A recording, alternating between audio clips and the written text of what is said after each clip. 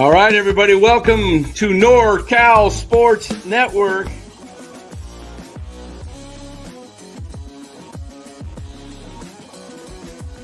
And this is the same hat that Brock Purdy's dad wears.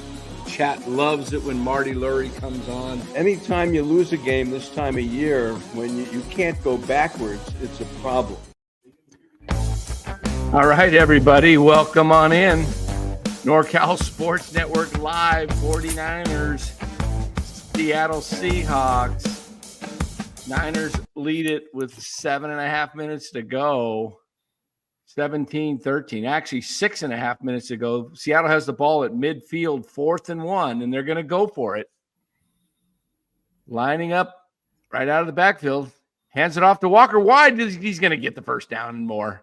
He picks up 4 yards to the 46-yard line of the 49ers. How's it going, Lou? Good. How are you? Not too bad. Not too bad. Tight game. A little tighter than I thought it would be. Where Niners would we be without Jennings? Absolutely. Jennings is a monster. He is I think he's the most valuable player for our team this year. When you really think about it, he's been big in so many big key situations. Absolutely. He's definitely Debo's non-existent. The guy's got one pass at the end of the first half for some stat padding. It was, nothing. Little wide open screen with 6 seconds left. Debo cannot get separation. I'm sorry. No.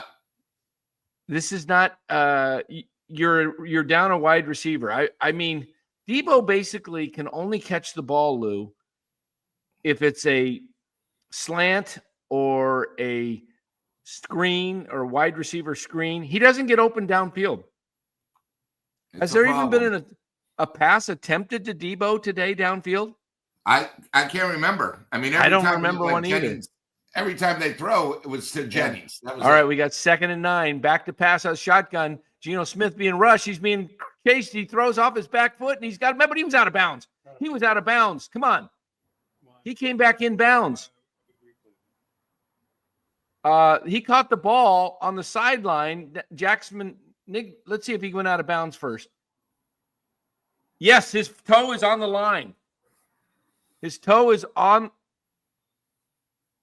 right there. Ooh, that is so close. He might be in. Let's see. We're going to – wow, this is – No, he's out. He's out. He's out. Challenge. Kyle Shanahan is challenging the play. Well, I think you have to. I mean, we're getting to the point now with only 5 minutes left in the game. Yeah. That would make it 3rd and 1 if the challenge is not over, if it's not reversed, Lou. Yep. Wow. This is tighter than it should be. And, I'm sitting here with Mark Graves here. What's up, Lou? How's it going? Mark Graves and the rest of the crowd. We're watching the Niner game here in my family room, living room, whatever you want to call these things. But I'm thinking of we had Mason come in for 2 plays. Looks good. We don't see him again. No. Let's take some pressure off of McCaffrey and use him more in the red zone and on downs when you really, really do need him. Give the ball to Mason more. And I still haven't seen a blitz yet. Rushing 4 all day. Maybe we get so close, but yet no cigar. Can you hear my TV in the background? No, I cannot. I can just hear you. Good. I don't want to have that picked up there. Anybody else hear the TV? Got a little. Dan, is he out of bounds? MF says. It's so close, MF. I think there's a part of the toe or the shoe that looks like it hit the white. The question is, was he in bound? Did he have the catch before his toe did drag? It was started dragging in the green on the field, and as the ball was just about to hit his chest, it looks like he's out of bounds, but I can't tell if the ball's secured first, Lou. What do you think? I can't say anything because I already know what's happening. So I'm going to let you. Oh, you're that far ahead of me? No, only about probably 30 seconds. Hold on here. Let me see if I'm 30 seconds. There we Here it go. is. There's no green in between. They called it. It was 3rd and 1. They gave it to him. And the Niners lose a timeout. Might need it. Yeah. All right. So you already know what happens here. 3rd and 1. That was a bogus call. Come on. What's the challenge system for? Guy was out of his foot was on the line. Why don't we just, what's the line there for? You know what? Let's put some electricity on that line and have the guy get over. That's actually a pretty good call. All right. The quarterback sneak. He didn't make, I thought the ball was just before the line. The guy, 79 official's the one that's got to mark it. Not, he's short. Biggest play of the game. 4th and inches. All right. Stack the middle. Stack the middle.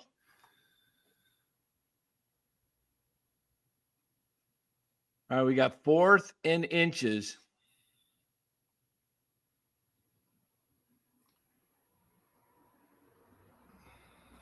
Come on, Niners. Stuff over, Warner. Jump over the pile.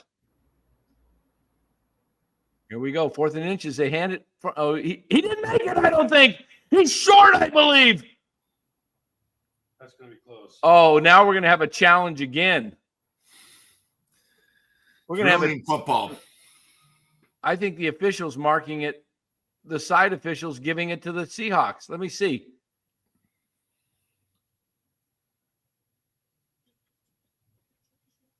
No, he didn't get it. He didn't make it. He didn't make it. He didn't. There's the line. He did not make it. I think we're going to have a review. I bet you they're going to have. Oh, nope. They're giving it to the Niners. Lou, take over. I got to. Stops. Couldn't get 6 inches. Love it. Very nice. Big stop. Still a lot of time. 3:56 left. 3 timeouts in the 2-minute warning. They got to at least get 2 first downs. Take over. I'm going to take a little restroom break here. I'm drinking too much today. Crazy. You know, to tell you the truth, chat, Niners probably don't even deserve this game. Not playing well. A lot of injuries. Bosa walking around on 1 foot. It's crazy. But good teams just find a way to win. So 3:56. 3 timeouts left for Seattle. Let's see what we can do. All we need is 2, definitely 2, probably 3 first downs, and the game's over. So, of course, little TV timeout. How's everybody doing in the chat? Bay Area is cold. It's overcast. I got my Super Bowl hat. I get one every year. This is actually from 2 years ago. This year, of course, will be in New Orleans, in case any of you guys are interested. If the Niners make it. Yeah, still another timeout. So, we'll see. Chat, everybody enjoying Sunday? Tell you the truth, probably the best game was the Pittsburgh-Baltimore game. Boy, what a great rivalry. And, of course, Niners didn't get any luck today at all. The New England Patriots had the Rams, couldn't do anything. And then, it's just the way it is. So this is a big, big game for the Niners. Need to win today. Can't go back 500 because then literally we're almost two games behind Arizona. So I'm just about to go live. All I did was just a little recap. But here we go. 3:56 left in the game, Dan. All right. I'm still on a commercial break thanks to you being much closer to the action. You're only 30 miles away. I'm 500 miles or 400. They got to at least get 2 first downs, possibly 3, and the game will be over. Yes. Do you think And Geno Seattle Smith had to go for it. I mean, you got to get the first down. A field goal does nothing. Do you think Geno Smith who got that tackle 53? Who's 53 for the Niners? Is that wow. Is that Graham or who is 53? Oh, you're listening to Papa and Ryan. Oh, cool. Purdy hands to McCaffrey. He gains 5. He's got a 12-yard gain up to the 48-yard line. This is Harry Callis. Harry Callis. McCaffrey. We're going to one later. Look at McCaffrey run. 12-yard gain, 3:28 and ticking. Niners are going to definitely run the clock out. Niners definitely need a field goal on minimum on this drive or run the clock out or a touchdown. One of those 3. 1st and 10. Snaps the ball, hands off to McCaffrey, runs over the right side. He gets nowhere. Maybe a yard. 3rd and 9. 2nd and 9. Flag down on the play. Ooh. Defensive holding, I think. Yeah, big penalty. 1st and 5. That makes it for the Niners. Automatic first down. First down, as Lou Marston calls it. And the Bills KC game goes to the 4th, 16-14. Bills. Yeah, we'll cover that one as this game ends. We'll flip it right over to that game and watch that, and we'll give you. Seattle's falling apart. They got a chance. That's a huge holding call on first down. 1st and 5. So the 49ers have the ball in Seattle territory at their 47-yard line. 1st and 5. Mark it at the 46, call it. They're calling it 1st and 10 again. What did we miss? Why is it 1st and 10? You get an automatic first down. Okay. McCaffrey pitch in the backfield, goes nowhere, loses a couple yards maybe. Makes it 2nd and a long 11. Wow. Down to the, oh no, 3 minute, I was going to say timeout, 3-minute warning. Yeah, good timeout by Seattle. Yeah, 3 minutes. You got to conserve.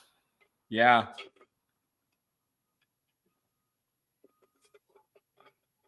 Niners got to win this game today. Chardall, we all know about Denver. They're playing a nobody team in Atlanta who can't win on the road. Enough, Chardall. Thank you. Oh, Ryan has got everybody going on Denver.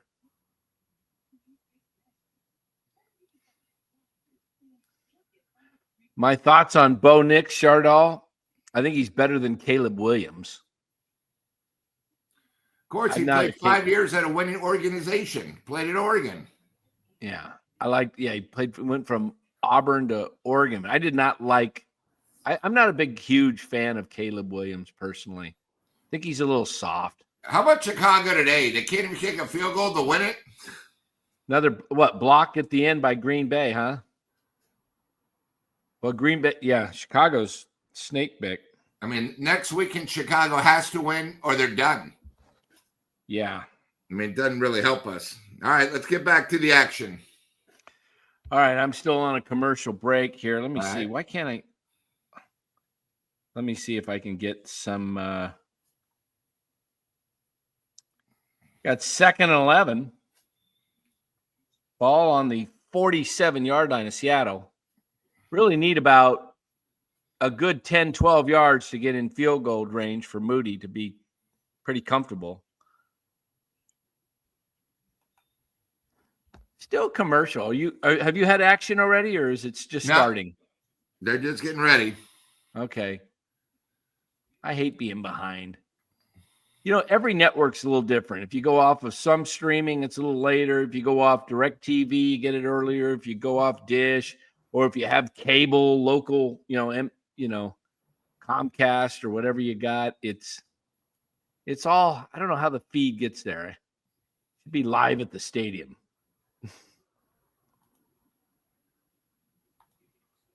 Live would be better.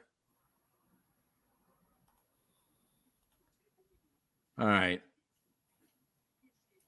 Purdy backs pass, short middle pass to Samuel, incomplete. I don't like that. Stops the clock after a timeout. No need to do that. Yep. So I just read it on ESPN. I'll just watch on TV. Here it comes. Come on. I'm what am I, 40 seconds behind you? Come on, YouTube. Okay, look at this pass over. See, Samuel, no separation again, though. Samuel's like, come on. Stops the clock with 2:58 to go, 3rd and 11. You're at the 4. And if you don't convert here, you're going to punt it. Yeah. I mean, at least you'll pin them. If you get it to the 40, do you try a 58-yard field goal with Moody? No, because then if you miss, they get the ball at midfield. All right, here we go. It's already happened for you. Let's see what happens here. 3rd and 11. Purdy out of the shotgun. McCaffrey in the backfield. Looks, he's got Jennings open on the flat. He gets away from him. Jennings gets to the 43-yard line, so that's a 60-yard field goal. You're still going to have to punt. Got to punt it.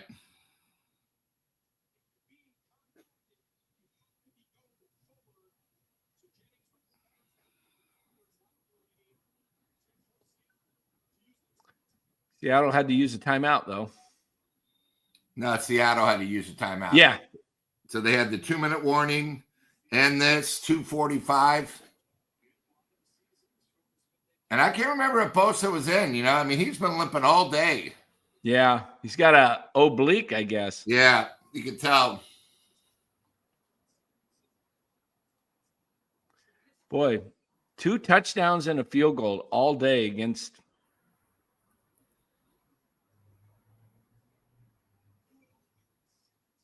Jeez. Niners might line up to like they're going to go for it and try and draw them off sides. I would, but they're not. Yeah, but it's 4th and 6. So even if they jump, you're not going to go for it. Just punt the ball and aim for a corner. Right. I mean, if he kicks it out of bounds and the ball, Yeah. I mean, come on. Here's the punt for the new punter, O'Brien. Tabor looking. Let's see. Come on. Oh, what do we got? We got to delay a game?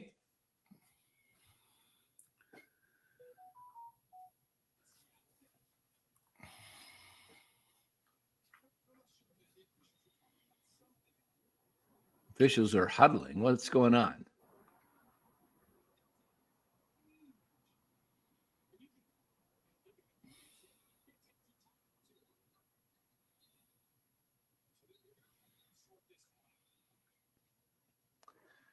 What did Seattle try and call a timeout and maybe they get a penalty for that? You can't call back to back. Yeah, so what's going on? Buster starting to bark because it's 10 minutes to 5 here in Arizona, and he knows it's dinner time at 5. Oh, yeah. Okay, here we go. Snap. Kick, a little pooch kick. Oh, just went into the end zone. I don't understand it. He doesn't have that far. You could have pinned him. Wisnowski has the high kick where he can have the ball bounce backwards. That was just a line drive type kick. Yeah, aim it for a corner. So if it goes out about the 3 or 4 yard line. I don't understand it. Yeah. Miss Wisnowski there. Okay, 2:38 to go. Here we go. Here comes the ball game on this drive. Niners got to hold them. Turn it over on downs. Smith in the shotgun. 3 receivers, 2 to the right, 1 to the left, or 4 trips and out to Metcalf for 12 yards, first down. He's a beast. He's a beast. Ooh, look at the hand just in there.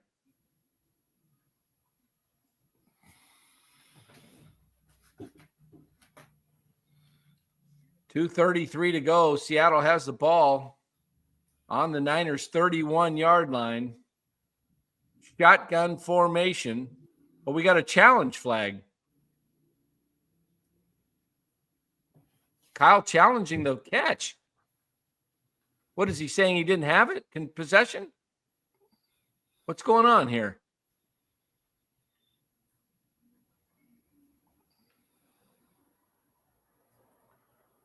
Boy, really ruined the flowing of the game. Only 1 foot in.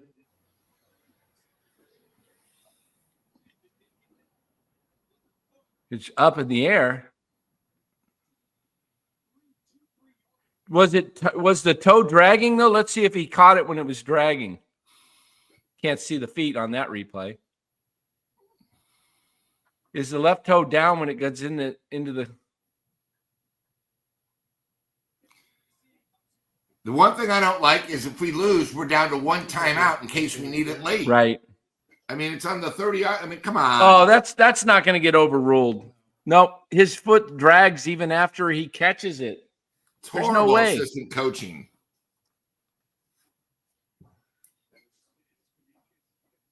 Now you're down to 1 timeout. If they score a touchdown, you've got to come down the field and. No, you're dead.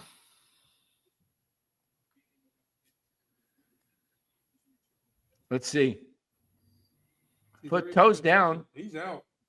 No, he's not. But the toe was already down. See the left leg? Watch, it's down. The last one shows you his foot was in the air. Go back to that other one. Come on. I mean, course, it's it just is a not complete control. waste. Horrible challenge. Did it get overturned, Lou, or is it No, it's upheld, so it's a catch. It's just a complete It's- waste. upheld? She's. Okay, Let's I'll see. tell you when he has possession. Look at his left. And Now, see the toe dragging though, the back toe. you can't touch. Look, it's down. It's To me, It down. looks like it's in the air. Let's see. I think the back foot, the left foot is down. Yeah, because He's down. Yeah, it's down. I mean, obviously, Then it it's got coaches lifted. telling him to challenge, just not him. You know, it's not good.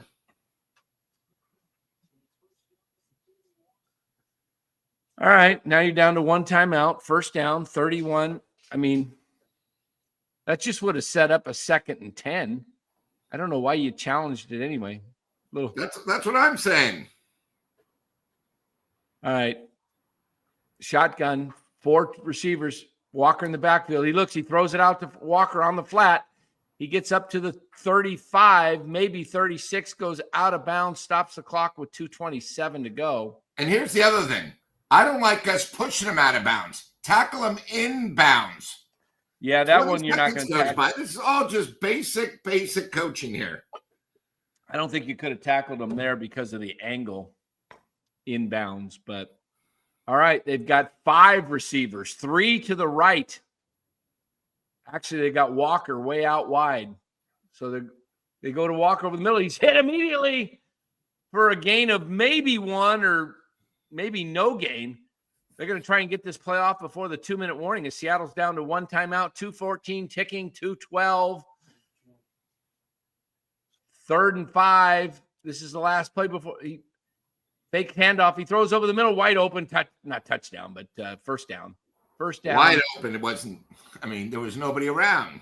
Smith Njigba makes the catch. 2-minute warning. On the 45-yard line. Geez, this is coming down to now the Niners aren't even going to be able to stop the clock. Horrible challenge. Yeah, dumb challenge. And it sort of ruined the momentum. Yeah. Wow.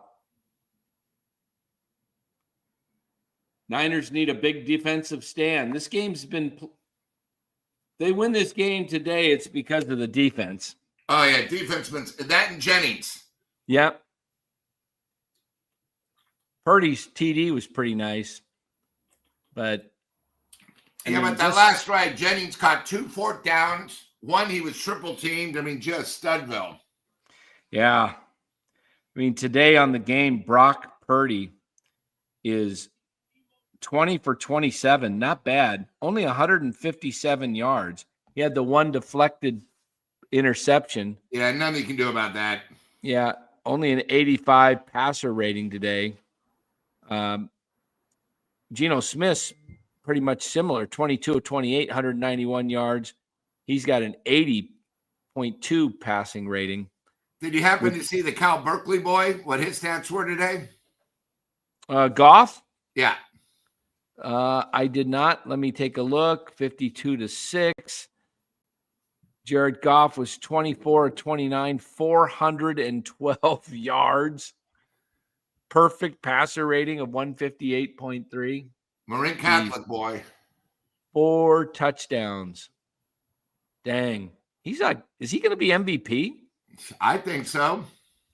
Dang. I don't know who's going to beat Detroit. They just all about health. They got to stay healthy and get some Yeah. luck. And by the way, this Buffalo game is turning into a thriller. Yeah, we got to get that game on. Buffalo game is currently 23-20 Bills with 7:53 to go. All right, let's Wow. get to the Niner game. I'm getting nervous here. Boy, Niners just don't seem to. Can't put anybody away. Well, they're missing Kittle today. They're missing Oh, Bosa. huge. It shows you how important the run game is with Kittle. He's Yeah. so underrated as a pass blocker. All right, here we go.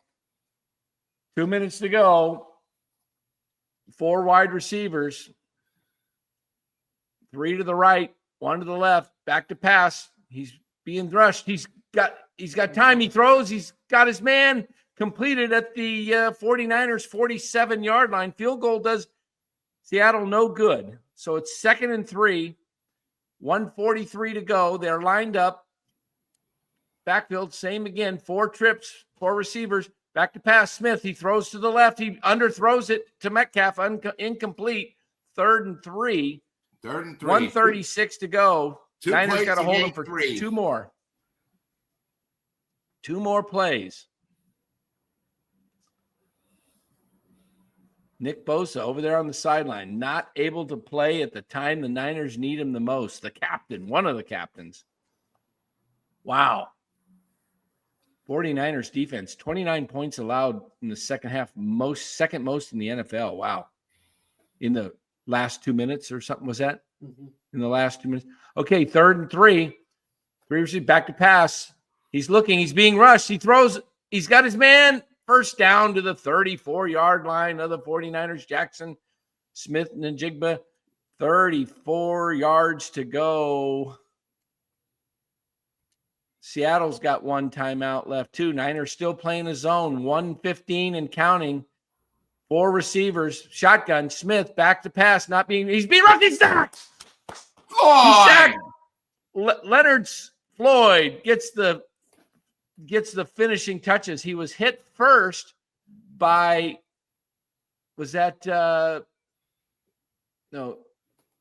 Yeah, he got just touched. Yeah, Floyd. Okay, 2nd and 13, being rushed. Get it, throw in. He's taken off. Smith takes off. He's got the first down at the 20-yard line. Oh my goodness! 40 seconds to go. 39, 38. Seattle uses its final timeout. The other thing, too, is one thing is the Niners have 1 timeout left. If they get to a point, use the timeout to help the defense because they could be getting tired now, you know? Yeah. Well, you got 21 yards. 39, so plenty of time. Who called timeout here? Seattle or? Seattle did. They still have 1 left? Nope. No, that's it's it. gone. Okay, they just removed it.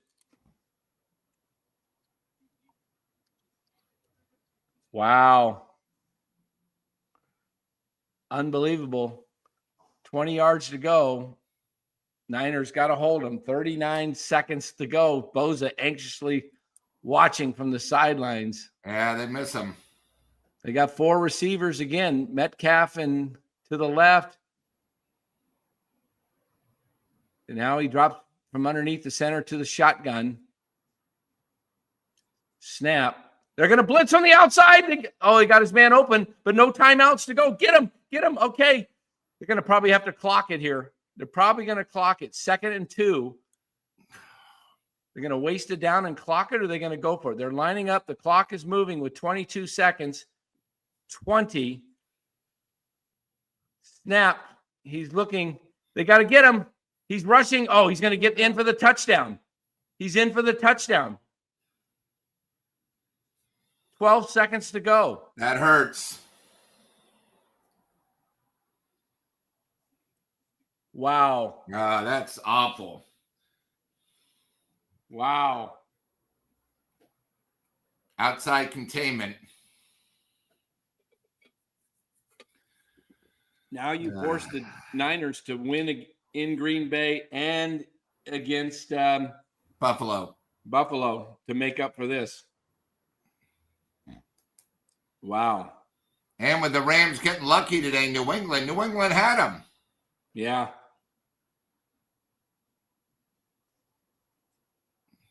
And another conference loss. Oh, Geno Smith doing the night-night. All right. Again, they have 1 timeout left. Without that second timeout, like I said, we knew it'd come back to haunt us, guys. You know, the ball's all the way on their own 30. Why are you going to challenge it when you need the timeout? The timeout is more important than the challenge. You ought to be have eyes on Maybe the you ball. got to try to run it out. The ball goes in the end zone. Try to run it out because that's maybe all you have. Well, now you got if you take it at the 30, you need need 30 yards to get in the field goal range. You get it to the 40-yard line of Seattle. 12 seconds. What you could do, you can go over the middle, use your timeout, and then you can do a 15-yard out, or first do a 15-yard, 20-yard, 15-yard out, get it to the 45, and then over the middle, and call your timeout, and you got a shot. All right. I would think Seattle would want to put this thing in play with a little squibber to take time off the clock. Nope, they kick it deep. Let it go.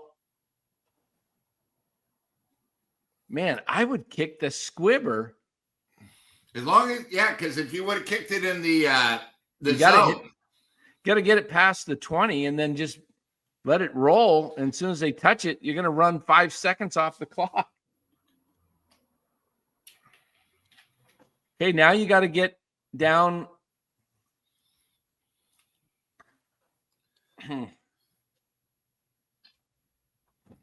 Okay, here we go.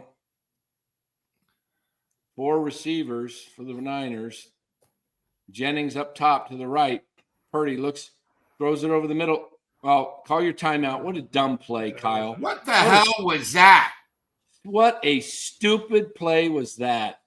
Coaching the whole game. I mean, just this whole last 2 minutes has been pathetic. What was that? That's absolutely nothing. You know what? Don't even catch it. Just throw it down. Stops the clock. Now you waste your timeout. Now you got to score. You got to score a touchdown. 3-yard It's route. over. Oh, my God. Look at this. Horrible play calling. Horrible. Coach Amelia and Larry Kruger are going to have a field day. They were trying to set up a lane for him, but he never got open. Yeah. Never got around. Seattle, 2 touchdowns since Nick Bosa left the game. You wasted that play.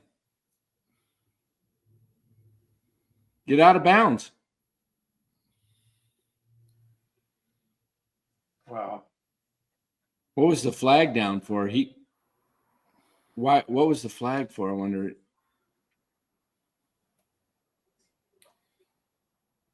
Well, there you go. Niners lost. Unbelievable. Horrible coaching. Horrible coaching. Horrible play calls. I'm telling you, the Niners don't have it with Deebo Samuel. He is not a receiver. He hurts this team. He hurts this team because he doesn't get open. Did Pearsall even make a catch today? Never, I don't even know if he had anything thrown to him. No, Pearsall, no catches. No catches, no attempts. No, he had 2 targets. That was it. Oh, yeah, it's right. He had one over the middle. Oh, he did? I never even saw it. Shanahan's he's unpredictable. Wow. The season for the 49ers is coming to an end as predicted by He's Lou and afraid Ryan. McCaffrey I had to is come people. in to I had to come in to gloat.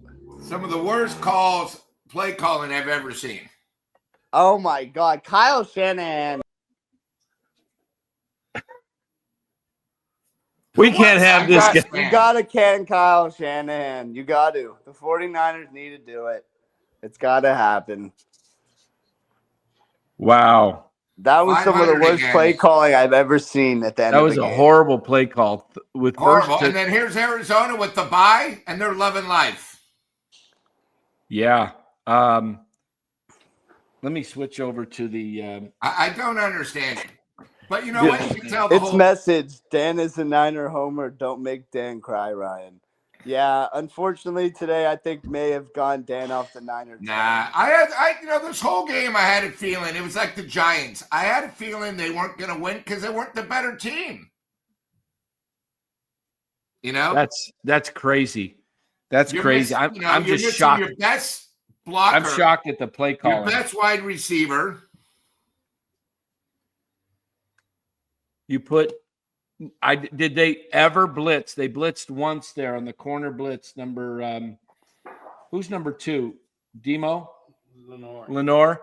He blitzed once on. Was that on the touchdown that he blitzed?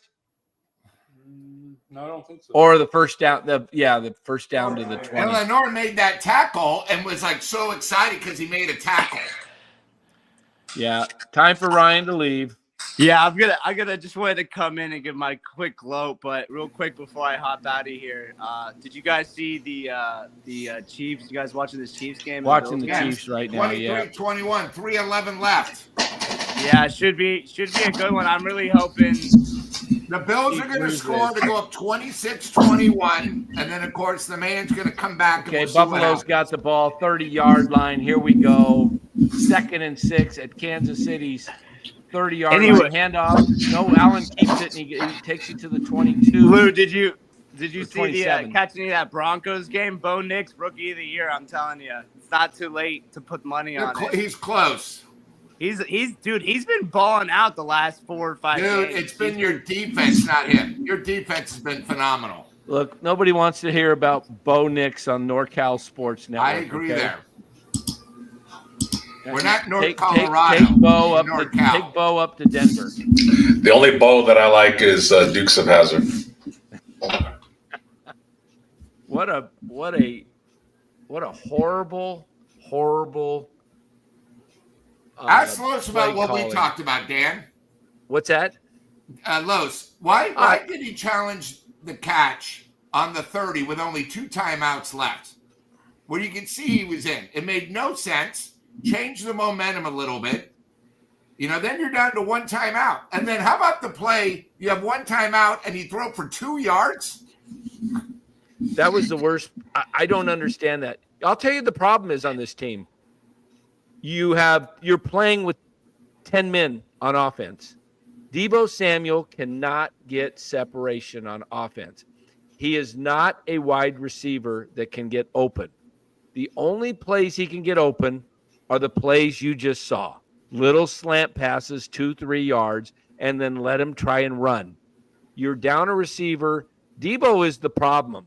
I'm telling you very much right now, Deebo is the one that clogs up this whole offense because you don't have to guard him that much. He can't get open. When's the last time? How many catches did Deebo have today? 2? What was this? 3 for 20? One at the end of the first half, or a little 6-7 yards. Without Jennings, they would have been beat worse. He was the only guy that showed up. Yeah, Jennings is their best receiver. Period. 4 for 22. They have, you know, and no Jordan Mason. He comes in for 2 plays, does well, and then they take him out. All I know is what me and Lowe said is happening. Yeah. Sorry to be right. But don't worry. Kyle will get off the hook again because his disciples will say that, well, Bosa got hurt and that's why they lost the game. He won't get no blame. He'll get off the hook again for another week. Kyle's the reason the offense stinks. It's because he has no creativity. He wants to keep guys like Juice out there who are just basically worthless right now at this point of their career, instead of maybe having CMC and Garendo, 2 fast running backs, and 2 guys that can catch the ball out of the backfield. No creativity. Mason not used again. Garendo not used again. They didn't address a second tight end. So when Kittle goes out, they're devastatingly hurt. Pearsall had a good week last week. He's not in the game plan this week. It's again, CMC, Debo. And Jennings obviously saved the day because he's a baller. But, the Niners fans are called faithful. And just because you're faithful doesn't mean you have to be blind. And hear me out when I say that. It's okay to be faithful, back the team, win or lose, that's great. But if you're faithful and you continue to be blind about this team and about this head coach, and you keep looking the other way, then you're fooling yourself. Some of us caught on about Kyle a while ago, and some of us are just now catching on to him right now. But it's the same thing. Did anybody see any creativity today in his play calling? It's the Average same. at best. It's the same jet reverses to Debo, which haven't worked in a year. There's still no screen passes to the running back. There's no creativity whatsoever. It's the same zone run.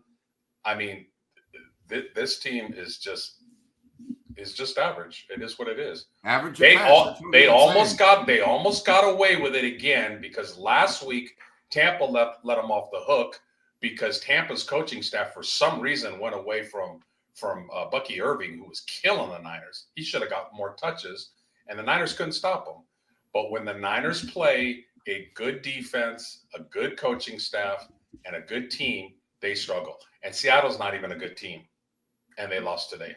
And now they're going on the road next week against Green Bay. I checked the weather. They may get a break. It doesn't look like it's going to rain or snow, which obviously hurts Purdy because he doesn't. Oh, there goes Josh Allen. He's running all the way to the end zone. Touchdown. Whoa, what a play by Josh Allen. 4th and 2. 4th and 2. The guy's a beast. Niners have no shot against Buffalo in 2 weeks. The Niners There have no goes the shot over against in the Kansas City game. Yeah. The Niners don't have a shot against many teams right now. They are what they are. And I will say one thing, Dan, on our recap about 3 weeks ago, Lowe said they might lose 4 games in a row. Yeah. And Lou, when I said that, did you see Dan's eyes? They got big. They're like, what? Was this one of the 4 lows or no? No, I had them losing. I'm always straightforward. I had them Bay. winning this game. I had them losing to Green Bay, Buffalo, come back home against a physical Buffalo team. Bears and Rams. And the Rams, yeah. Okay. Yeah, well, maybe they'll lose 5 in a row. Recap because we went over it. I said they might be 8-9. Dan, I know you went 10-7, which is fine. But now I'm not coming off the 10-7. Everybody in our division is better. We said that. I'm not going to come off the 10-7 because I stuck with because that's what I said. So I'll keep it. But it's not looking good. It looks more like you might be right, Lou. It might be an 8-9, 9-8 team, but I'm going to stick with 10-7 because I'm not going to change my tune. I'll probably be wrong on it.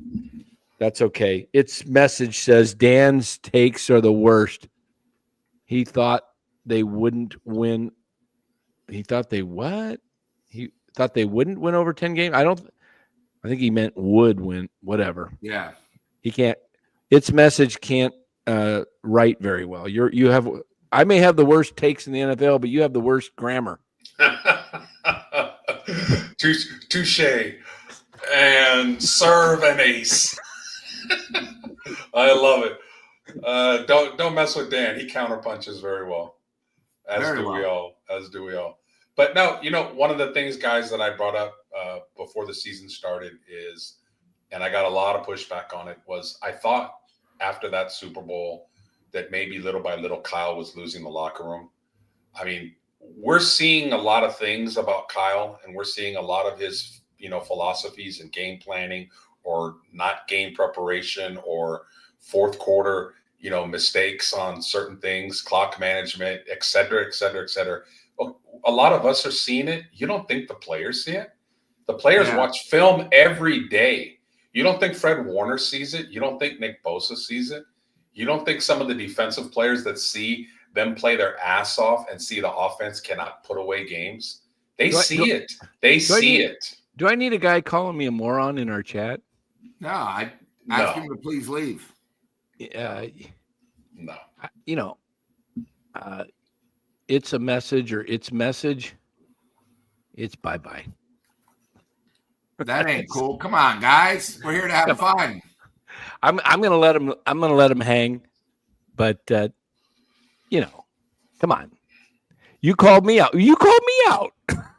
He says, you just called me out. Well, you called me out, dude. So I read your message. It didn't make sense, and so I said it. There you go. But carry on. Carry on, mate. I'll let you slide this time. This is the third division loss against a team that they should have beat. Yes, three of their losses are all division. The third one, like everybody thought the Niners would just run away with this had the lead in all three. Yep. And people are going to say the defense gave it up, but when you have a good offense, is anybody watching Detroit play football? Is anybody watching them play football?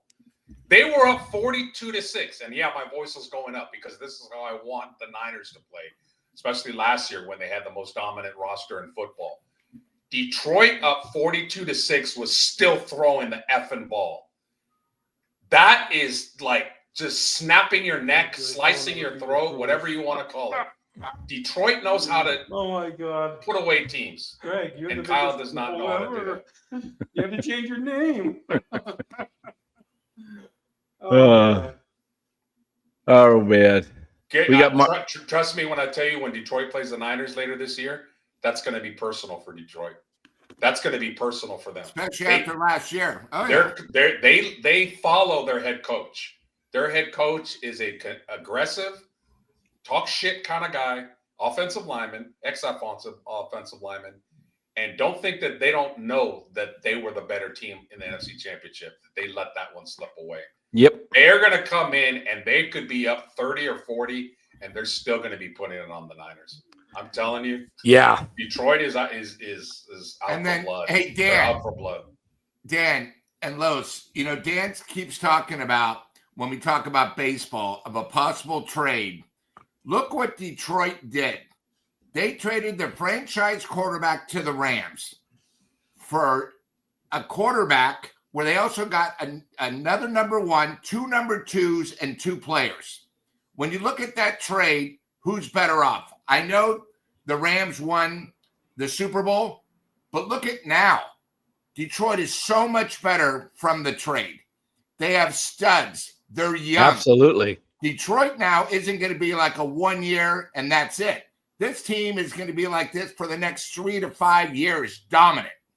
Yep. Boy, Buffalo putting it on, KC. Good. Hey, by the way, guys, we got this super chat from Jeff Taylor. Thank you, Jeff. $60 million quarterbacks don't lose that game besides Dak. What do you guys think of that? I completely agree. But if I needed to talk more about this, you know what I would do? I would call Chapman Law and ask him if there's a problem. Absolutely. I think that's what I would do. I'd call one of my sponsors and say, guys, we need help. I think that's the time. I think the Niners are in some trouble here. I really do. And I think what they're going to need to do is get a trust drawn up by Chapman Law Group Yep. and figure out how to navigate through the rest of this season. They got some real issues.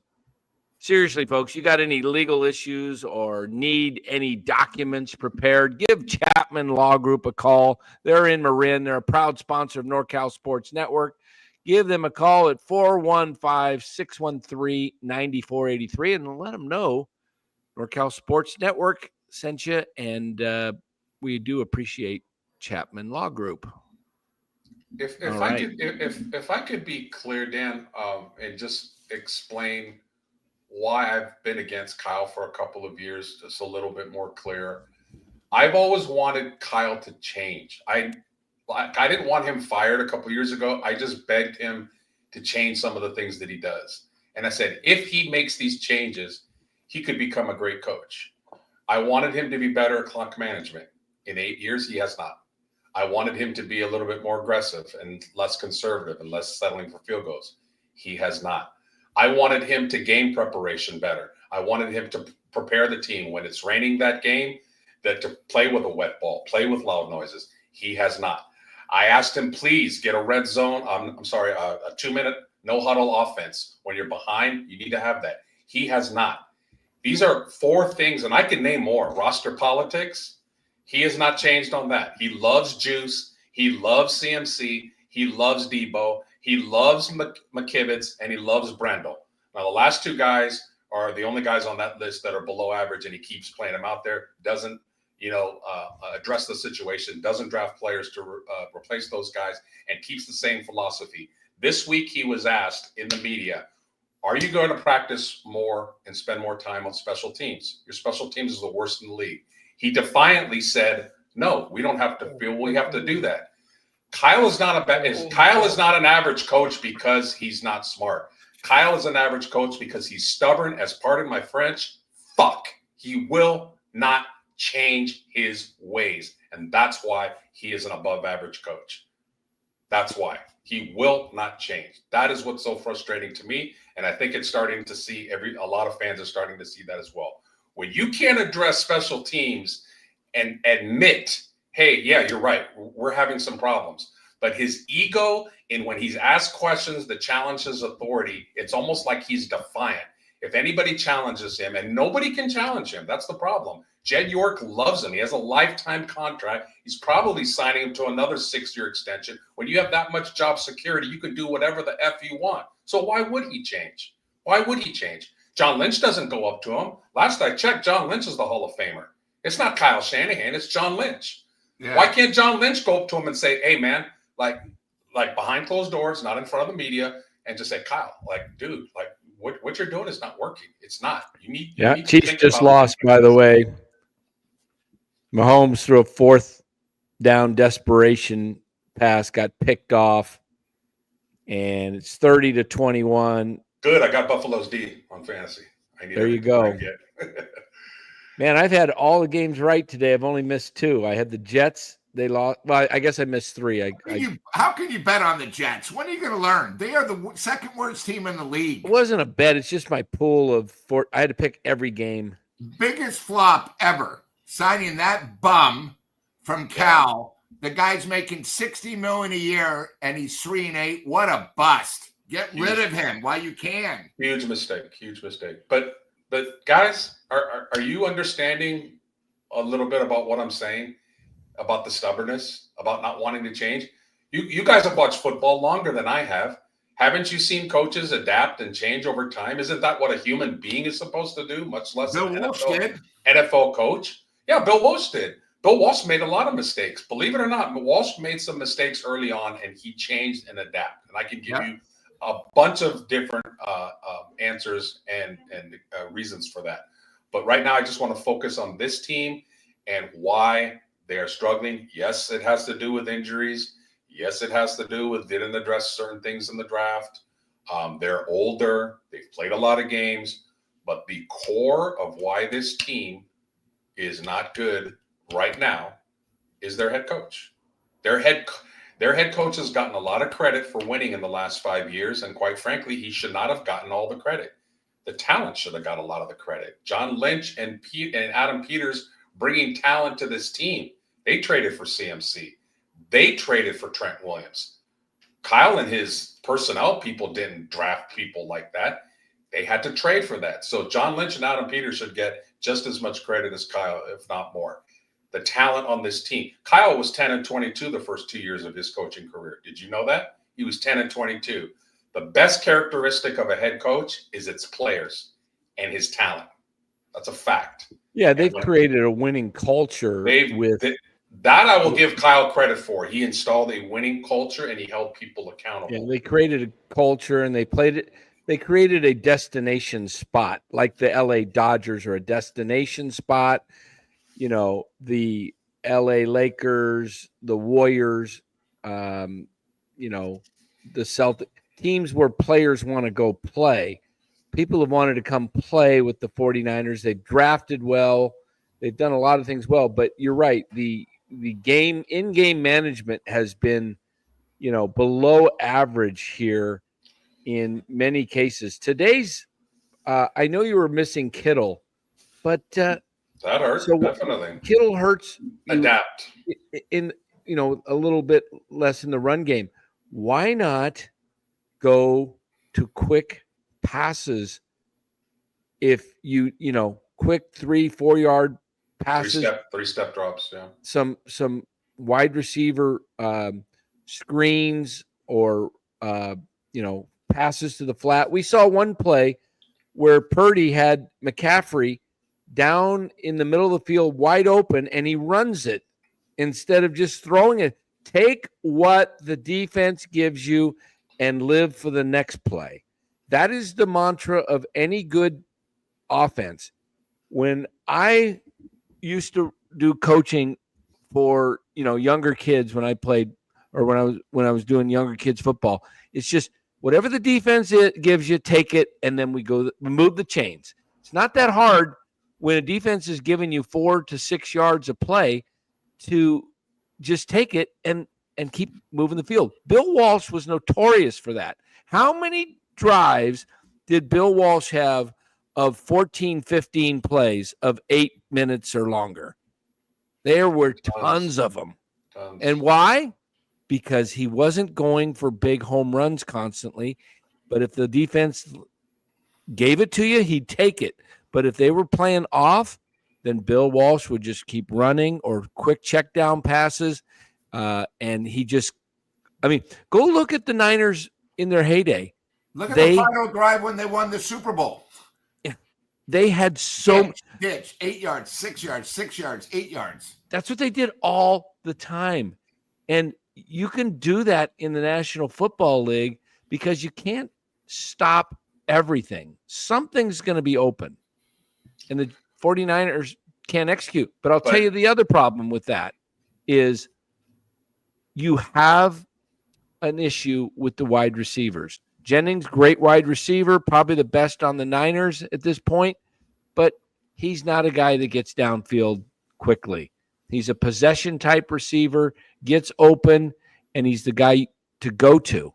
But if you start getting him, you know, doubling him, you can go single on Debo because Debo has no moves. So and they have no speed on the outside. Right. They don't play Cowing, and he got hurt on special teams. They don't play Cowing. They released Danny Gray, and they don't have receivers that can get behind the secondary. And even when Ayuk was here, he rarely did it. This is this has to be a 10. The thing about Walsh is, yeah, he did those 12 and 14 play drives, but he could also hit you with a big play. And it didn't, Correct. And it wasn't always Jerry Rice. It was John Taylor. It was Brent Jones. Brent Jones runs like a 4.9. He's not fast, but I can show you a bunch of highlight films where Brent Jones caught a 50, 60-yard touchdown pass. Yep. When George Kittle, who runs a 4.4 at 255 pounds, when George Kittle is the focal point of this offense, which is very rare, boy, this offense is churning. But George Kittle is never the focal point of this offense. In 2 Super Bowls, he's been a non-factor. He's been a blocker. He's been a glorified offensive line. That's the biggest waste of talent that I've seen in a long time as far as game planning. George Kittle if George Kittle was with Kansas City oh my God, surefire first ballot Hall of Famer. He put up so many more stats. And yeah, he would be in the block and help the running game, but he would be a dynamic pass catching tight end. But in this offense, he's quite frankly not. So think about this. Niners are 5-5, Los.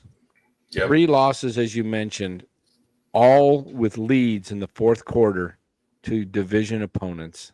Yep. You win those 3 games. Forget the Minnesota game. That was, you got outplayed in the Kansas City. You are 8-2. But they're not. Correct. That's a sign of not a very good team. Average, can't- like we've been saying. That's, I see it. I still think they have the talent to win. I just don't know if they dig deep enough down into that well of championship type blood. I mean, they're not champions. They're NFC champions, but I don't know if they have enough in them to pull it off. They have the talent, but it's going to take a Hercules effort for them. If they can come back and win against Buffalo, No. and I mean Green Bay and Buffalo on the road, No. it avenges this loss. But the likelihood is they'll be lucky to win one of those games. Well, look at the rest of the schedule. They'll be lucky to win 2 games. 2, maybe 3 games. Lou, a lot of fans hold on to they can run the table based on past teams.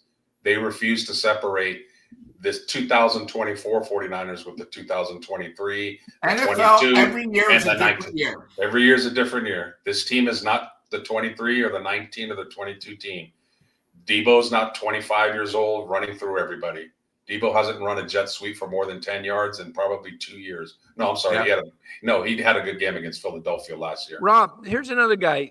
I was just talking about this today with my buddy. People don't listen.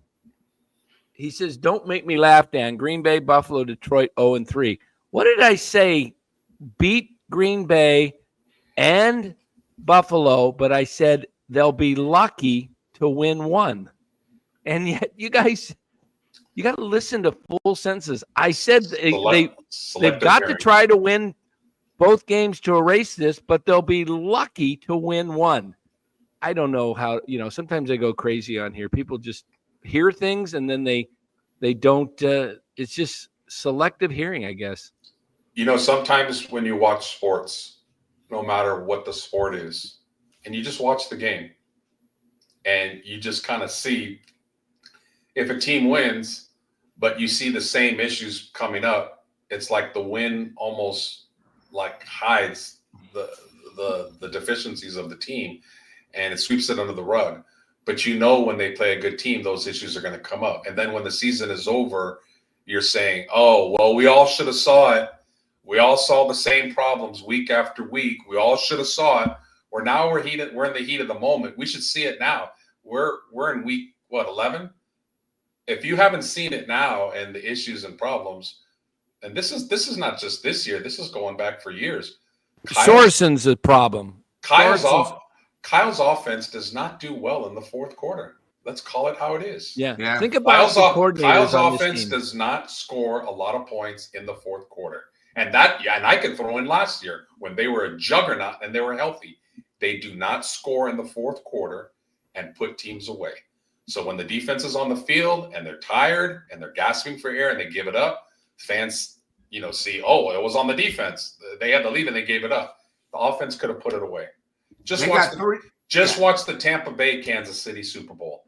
That's how you put away Patrick Mahomes. You don't leave him any opportunity or any chance to win the game. You step on his throat the way the Lions are doing. Hey, Los, one thing you and I did probably get right is at the beginning of the season, guys who called me a 49er homer, I picked Detroit to win it all. Did I not? Yep. And you did too. And I'm sticking with that. I don't think anybody beats Detroit. Maybe the best Super Bowl might be Detroit versus Buffalo. That would be a heck of a shootout. That would be fun game to watch. Do they play each other this year? No. No. No. Are you going on with with Larry? After? Yeah, I'll be going on with Larry. Yeah, I guarantee you all those guys are going to talk about Bosa getting hurt. And they're going to talk about Kittle being out. And nobody's going to hold Kyle accountable and his vanilla offense. Maybe I know you'll say something, and maybe Larry will say something, but the rest of the cast, I'm telling you, most of the 49er fan base just never hold Kyle accountable and see things for the way they are. They just don't. All those things that I mentioned about him, is he better? Is he better in those categories? In 8 years, has he improved in any of those categories? You would think so, right? Yeah, 8 years? I'll tell you the thing that really upsets me when I look at this team. They are vanilla on offense and they're vanilla on defense. Everything is zone coverage. Yep. Sorensen does the same. I mean, what do you even need Sorensen for? They're in the same base defense every play. Kyle's the defensive coordinator too. He controls the defense as well. I mean, you remember when they put Bosa a few games ago in the middle instead of in the wide out? You know, they put him in the middle and they had him rush from up the middle. We don't see any of that. We've seen that, maybe 2 or 3 plays all year long. They're in now 10 games in. Yeah. How often do they blitz? They blitzed more under Wilkes. Oh, but Wilkes was the scapegoat. We can't be blitzing because we're just a 4-man defensive rush team. That works when you have 4 good defensive linemen. It doesn't work when you have 1. You have to creatively find ways to get heat on the quarterback. They have 1 good defensive lineman. Yeah, to me, this looks like just a year that Super Bowl hangover. It looks like they may not make the playoffs. They're not going to. Dan, there's 7 games left. They have 3 winnable games. They'll probably win 2 of them. They might wind up 7. Let's see. 10. They can beat Chicago. They can beat Miami. There's 2 wins. Miami's going to be tough at Miami. They can beat Arizona. That's 3. They're not going to win at Arizona. Arizona's the hottest team in the NFL. They can beat the Rams. They can win 4 of those. I think they're going to go 4-3 in the last 7. I think they go 4-3, and I think if they steal one against Green Bay, they can get 5 wins, which is what they're going to need. But I don't think so. They'll do the 10-7 that you keep saying they'll do. All right, they do look like a 8 to 9 win team at this point. But I'm just saying that some teams dig deep when they get down. Just remember this show right here, guys. If they win 10 games and if they win next week, that gives them a shot to get back on track to win 10, because originally I had them losing 3 games this year, more in the second half, and that was Green Bay, Buffalo, and Detroit. So if they can beat Green Bay, I don't think they beat Buffalo. I don't think they get close to Buffalo. It changes the season when you come back, and all you got to do is win out except Detroit, and you still can win the division. But the Niners have the 10th best record out of 16 in the NFC West. So how do you think they're going to do? I don't think this looks like a good team after watching this today. Average at best and probably below average. But I'll say this: they were missing 2 stars. Hangover. Next year, we're going to be a year older. They were missing 2 stars, though. They were missing Kittle and Bosa, and that had an effect. And Bosa played the first half. And why haven't the 49ers been able to find a second tight end in 8 years? Why? I don't know. I don't understand. There you go. They've had 8 years to draft. So many teams have better second tight ends. Or trade for a comparable tight end, and the coaching staff kept, I forget their names. The 2 backup tight ends. There were Charlie Warner, and I can't remember the other guy's name. They were so worthless because Kyle and the coaching staff liked them, and they like Jake Brendel. Oh, and they like Colton McKivitz. They like them. So it doesn't matter if they suck. They like them. So they're going to play. They're great. And they're great with charity, and they're great at Christmas parties. McKivitz is a big dude. He probably plays a great Santa, so they like them. So that's the name of the game. Play who you like, not who's actually better. Don't draft and replace people. They haven't got a second tight end in 8 years. Can you imagine if they drafted Laporta, which they very easily could have done? They could have moved up and gotten him. Can you imagine Laporta and Kittle together? Oh my God, they could have done so many things, but they haven't. By the way, guys, do you know the difference between Kyle Shanahan and a dollar bill?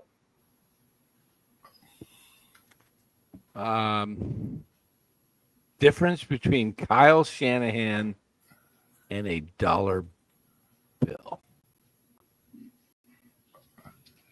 I don't. Something about change. A dollar bill will give you 4 quarters. Oh, Good one. And don't use that on Larry and take credit for it.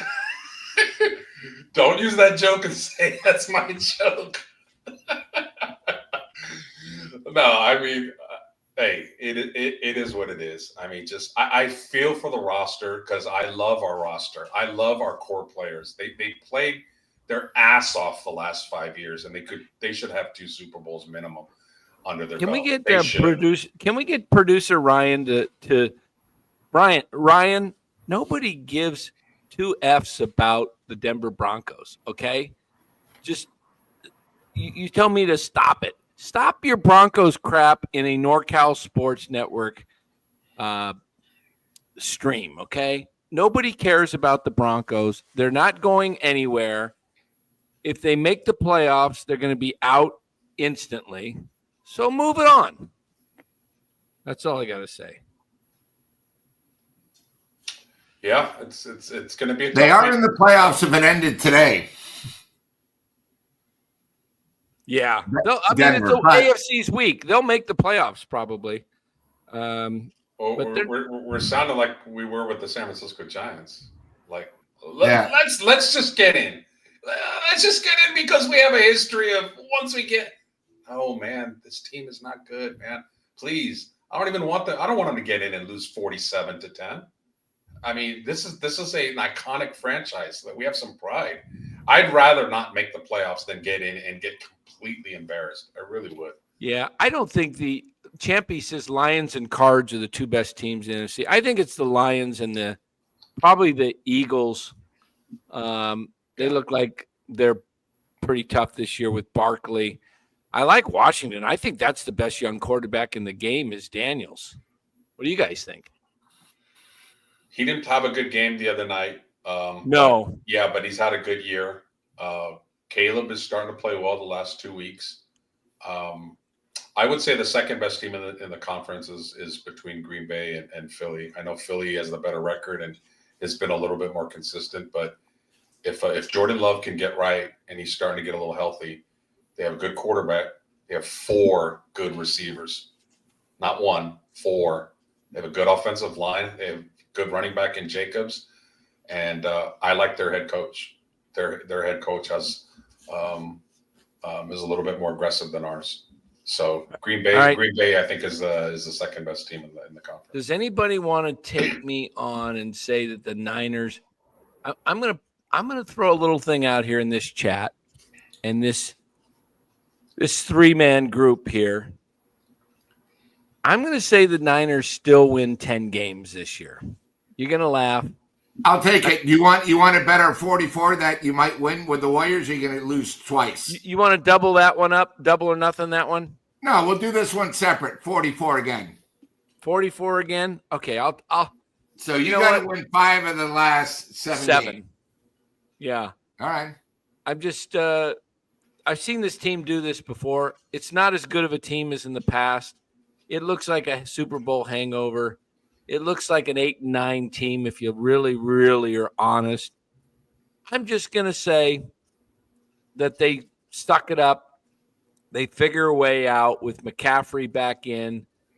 They do something. They come back together. They somehow, some way, they upset Green Bay. Because even if they win 10 games, they're not going to win the division. They could. They could win the division because they've Arizona would have to lose 3 more. One of them, obviously, to the Niners. So Look at their Arizona schedule. I mean, it's super easy compared to ours. Easy schedule. New England, Carolina. Now, I don't think I'm only saying that just because I'm not 100% sure if I believe it. I just want to say it so if they do it, come back and say, I told you. I was right. Yeah. Not a problem. Dan's going against the traffic. Yeah, just like I went against traffic at the beginning of the year, and I said the Niners are going to be a 9 to 10 win season.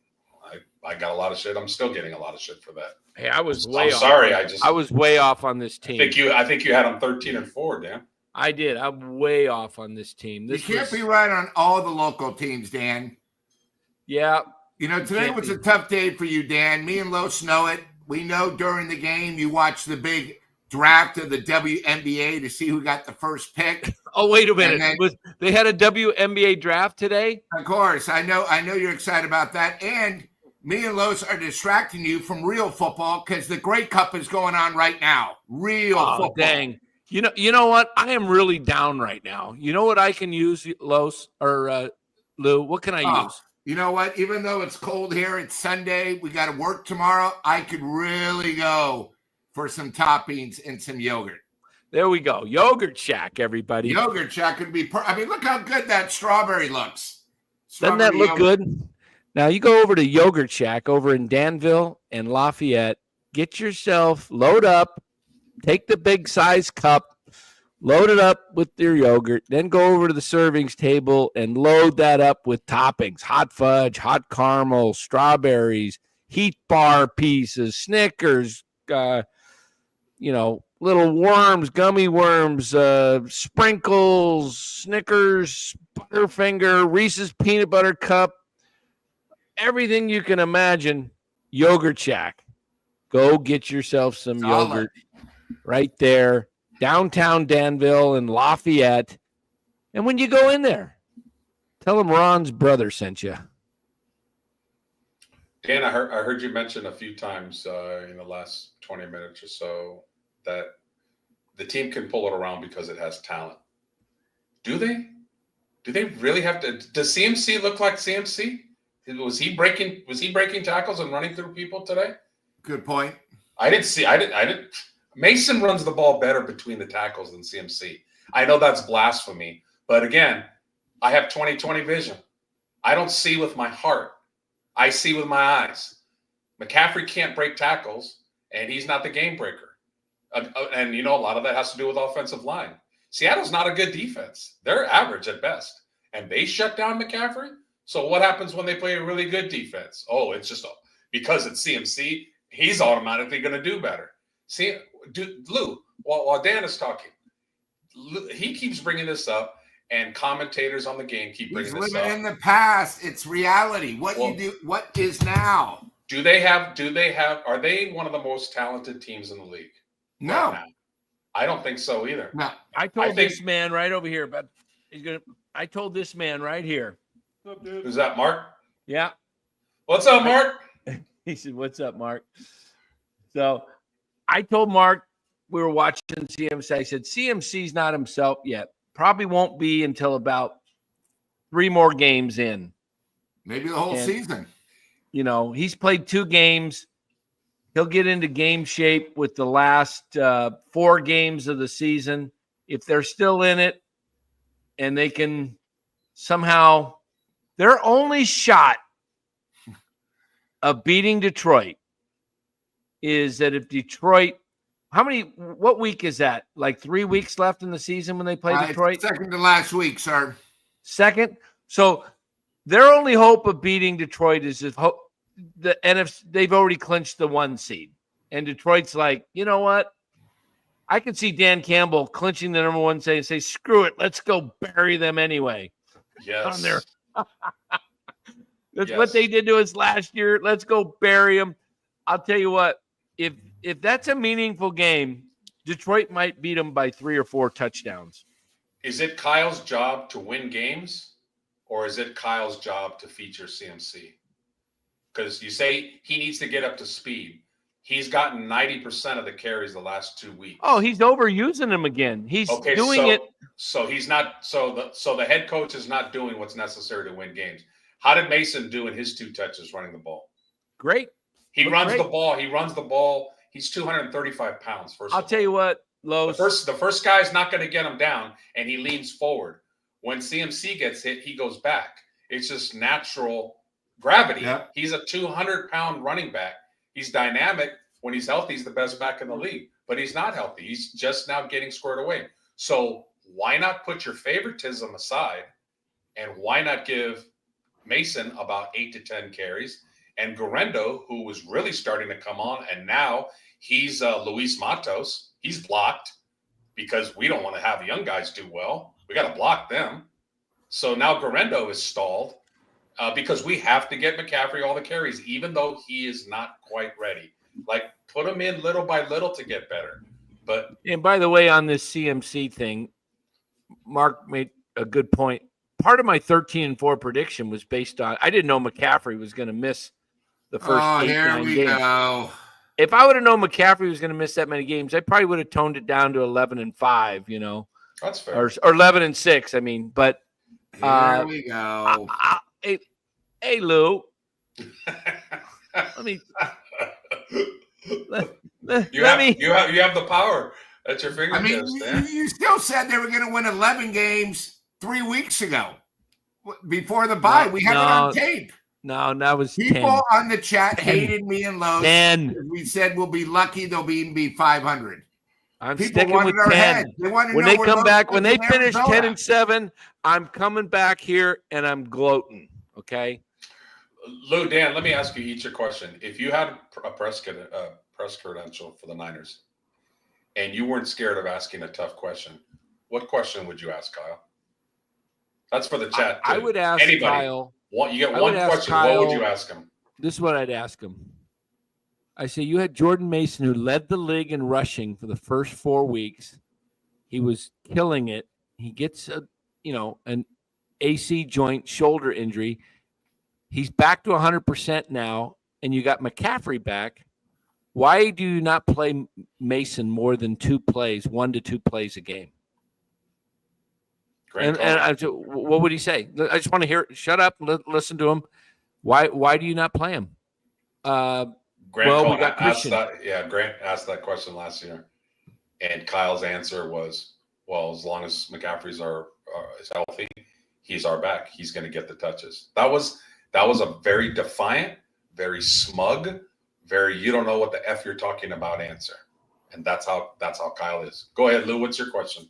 I would say, why is every week so different? We have personnel that you're not using. 1 week they're great. The next week you're not even looking for them. I don't understand it, because what happened to the first 25 plays that you've been doing for 7 years? Do you not adapt? I mean, I don't understand it. Yes, we lost our number 1 wide receiver. Okay, but you can't use that as an excuse, because Jennings has played good. The next game you didn't play him. Ayuk wasn't doing anything anyway. No, he wasn't. Then you know what? You have to adapt. There's got to be somebody that can have breakaway speed. Or is this team just so average that we should just forget the rest of the season? Because let me tell you something. Maybe it all starts on the top. Maybe we don't have that great of a quarterback. We just assumed he's going to take that next level when he's sort of the same. We assumed our offensive line was going to be better when maybe they haven't. This team might just be average, and last year we got extremely lucky. Yeah. And this year we're not getting lucky, and boom. Raise your seat a little bit, Los. If you had to keep Stand up, there we go. I didn't want to cover your face. If you had to keep one guy, Kyle or Brock, one stays, one goes, who are you keeping? Who? No. I'm keeping Brock. I'm keeping Brock. I wonder how good Brock would be in another system. I don't know. I would love Brock with Ben Johnson. Oh, I would love him with Ben Johnson. Oh, Ben Johnson. Yeah. Yeah. I'll tell you, I think people have caught on to Kyle's system. Yes. A little bit. Yes. Kyle's Robert, not a winner. And Kyle's not letting him audible either. Yep. The Iman report. Kyle's stubbornness is why Jed needs to force Kyle to hire an OC, offensive coordinator, for those who didn't. I'm sure everybody knew that, but this is really the first year where I've questioned Kyle's coaching. Yeah. It's Well, I would love to ask Eamon Report, why is this the first year you've questioned Kyle? Is it just, well, the team wins, so you're thinking, well, Kyle's a really good coach because they win? You haven't seen that Kyle loses the same way all the time? You know, when Harbaugh lost his 3 NFC championships, they were all in different ways. It wasn't one particular way. When Kyle loses big games, it's the same script. It's the same movie. That should be a red flag to you. So for you saying this is the first time you've questioned his coaching, I questioned his coaching 3 years ago against the Rams in the NFC Championship. That's when my eyes were open, because Kyle dominated the Rams, and the Rams made an adjustment. One game, they put the people at the line of scrimmage to take away the run, and Kyle didn't have an answer for it. how much do you blame the front office for coming off of a blown Super Bowl, and then they allow the Ayuk fiasco and then Trent Williams, and they don't get these guys into camp. Everybody's got a kind of like a me attitude coming in. It seems to me, it almost feels like the Warriors season when Draymond punched Poole after they won the championship in 22. It's like it got derailed in camp. Yeah. This is, I know I talk a lot about Kyle, but this is an organizational meltdown from York to Lynch to Kyle to the coaching staff. Yeah, absolutely. The way they let this season transpire, the way they let Ayuk dominate and control the negotiations when they should have just had a hardline stance. You've mentioned that many times before, and they let him play it out, let him hold out, let him control the narrative. Why are teams letting players control the narrative? It drives me. Andy Reid doesn't. No. And a very underrated move was, I'm a big Adam Peters guy, and look who he drafted at quarterback. He got it right. He listened to his scouts. He didn't say stubborn and say, well, I'm holding out for this guy because he's going to be a free agent next year. You know who that is. Adam Peters is a very, very good personnel guy. And I was kind of hoping that he would be elevated to general manager in charge of, drafts and player personnel, and that Kyle would not have a say so in it more, because Kyle's personnel judgment stinks. It has for 8 years. He's hit on a few, but he's missed on a ton. And I would like to see John Lynch be more of a president of operations in the background. But it didn't happen. They let Peters go, and Washington's now an upcoming team based on one draft. So there's a lot of things that went wrong in the offseason, and it's not just on Kyle. Could the 49ers and Kyle Shanahan be like how the Warriors were with Mark Jackson? He's taking them where they are, and maybe a new perspective could take them to the next level. Because when Steve Kerr took over, people said, oh, my God, it's race, it's all this. Look what happened. I mean, Kyle has never won the big game. He's always been close, but he always gets to a certain level but can't win it. Maybe it's just time. Look what Spencer's wife just did to him. Spence, I'm sorry, buddy. Wow.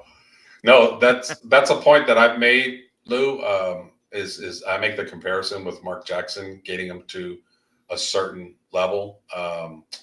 The head coach with the Tampa Bay Buccaneers, his name escapes me. They let him go. They brought in Gruden. He won a Super Bowl. Oh, Tony Dungy. Tony Dungy. Very, very good coach, Hall of Fame coach. Couldn't get the job done. He finally did later on with Peyton Manning. Andy Reid couldn't get it done with the Eagles over and over and over again. And yes, the Eagles won that one Super Bowl, but you don't think Philly fans are happy they finally won a Super Bowl and getting off their virgin status as never winning one? Oh, God, hell yeah. And what was it that won that game? Philly against New England. It was a fump, wasn't it? That trick play. And it wasn't a Philly special? Yes. And it wasn't a trick play that was done in the first quarter. No. It was a trick play done in the fourth quarter when the game is on the line. That's a quarterback that has a coach that has nuts to do something. You can do a trick play in the first quarter, and Kyle did that in the Super Bowl last year. Big deal. How about do something like that when the game is on the line?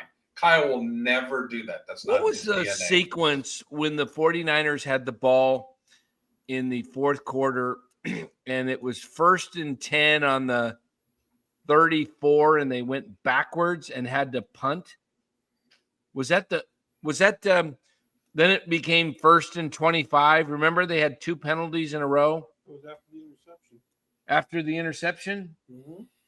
Did they get a field goal out of that? No, we got nothing. Nothing. So that cost them. You sure it was after the interception? I'm pretty sure. Because they had the ball in scoring position in field goal range and came up with nothing. Let me look at the Shock. that's bad. That's bad because you lost by 3. You led 28-6 at halftime in the Super Bowl, and you lost. That's so bad. You got to know the game situation. Like, all they needed was a field goal to go up 2 scores, and the game's over. Game's over. And they were in field goal range after Julio Jones made one of the best catches I've ever seen in my life. And if he runs the ball up the middle 3 straight times and they don't gain a yard, they force New England to use their timeouts. The clock is running. They had a very good field goal kicker. From right there, I think it would have been 42, 45-yarder. And the game is pretty much over. But instead, listen, guys, you have to know the game of football. When you call a pass play, more bad things can happen than a run play. Your quarterback could get sacked.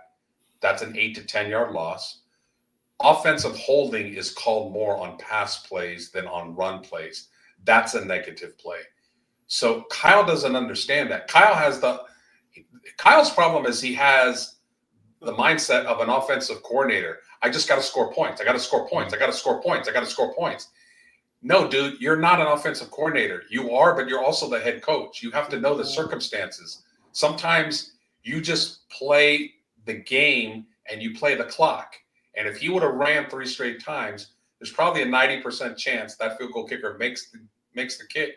They go up 2 scores with under a minute left, under 2 minutes left, and the game's over. Atlanta Falcons are Super Bowl champions. But he didn't. And this is what I said at the beginning of this about my rant on him. Did he learn? Lou, did he learn from that mistake? Did Kyle Shanahan learn what to do in the fourth quarter with a lead? No. 8 years later, no, he hasn't. That is reason for being fired. If you're an owner, do you think Eddie DeBartolo would keep Kyle after making the same mistake over and over? Eddie would go down into the coaches and whoop his ass if Eddie was the owner of this team. That you have to learn from your mistake in coaching and in life. You have to learn. That is the Kyle's problem. And why so many people don't see it is mind-boggling to me. Like this one guy, all respect. He says this is the first time he's doubted Kyle's coaching. Why is it taking 7 years? Why are so many people not seeing? I'm not no genius, man. I'm not. I don't have a higher IQ than anybody that's in here right now. Why am I and a few other people seeing that Kyle was like this for a few years and so many people aren't? Why are they defiant about that? I mean, like I said, there's one thing to be faithful and there's another thing to be completely blind. You can't be blind to this stuff because you know what? At the end of the day, we all want the Niners to win a Super Bowl. Yeah.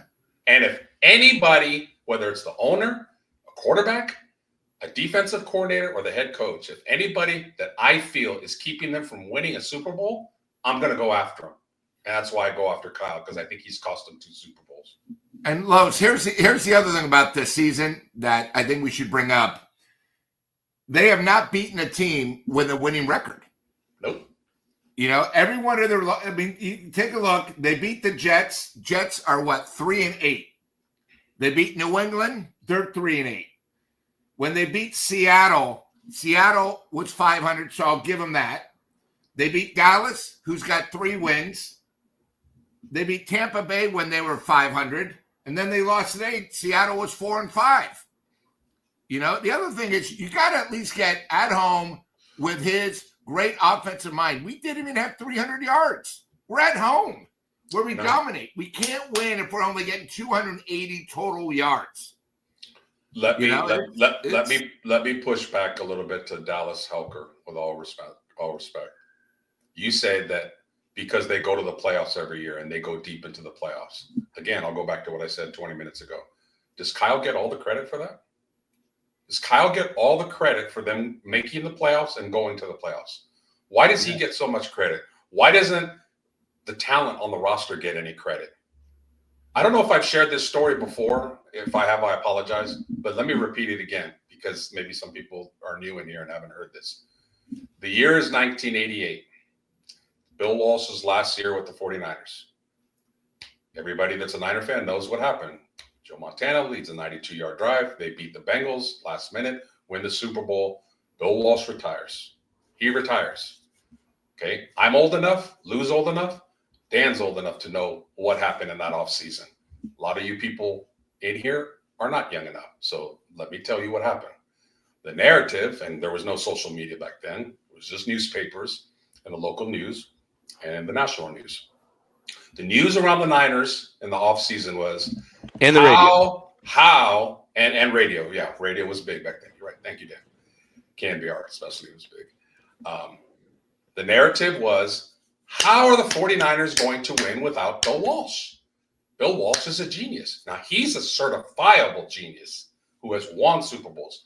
He's no longer going to be the coach because, like Dallas says, it's all Kyle's responsibility for getting this team to the playoffs and getting them deep. It's all Kyle. It has nothing to do with the front office and nothing to do with the players. It's all Kyle.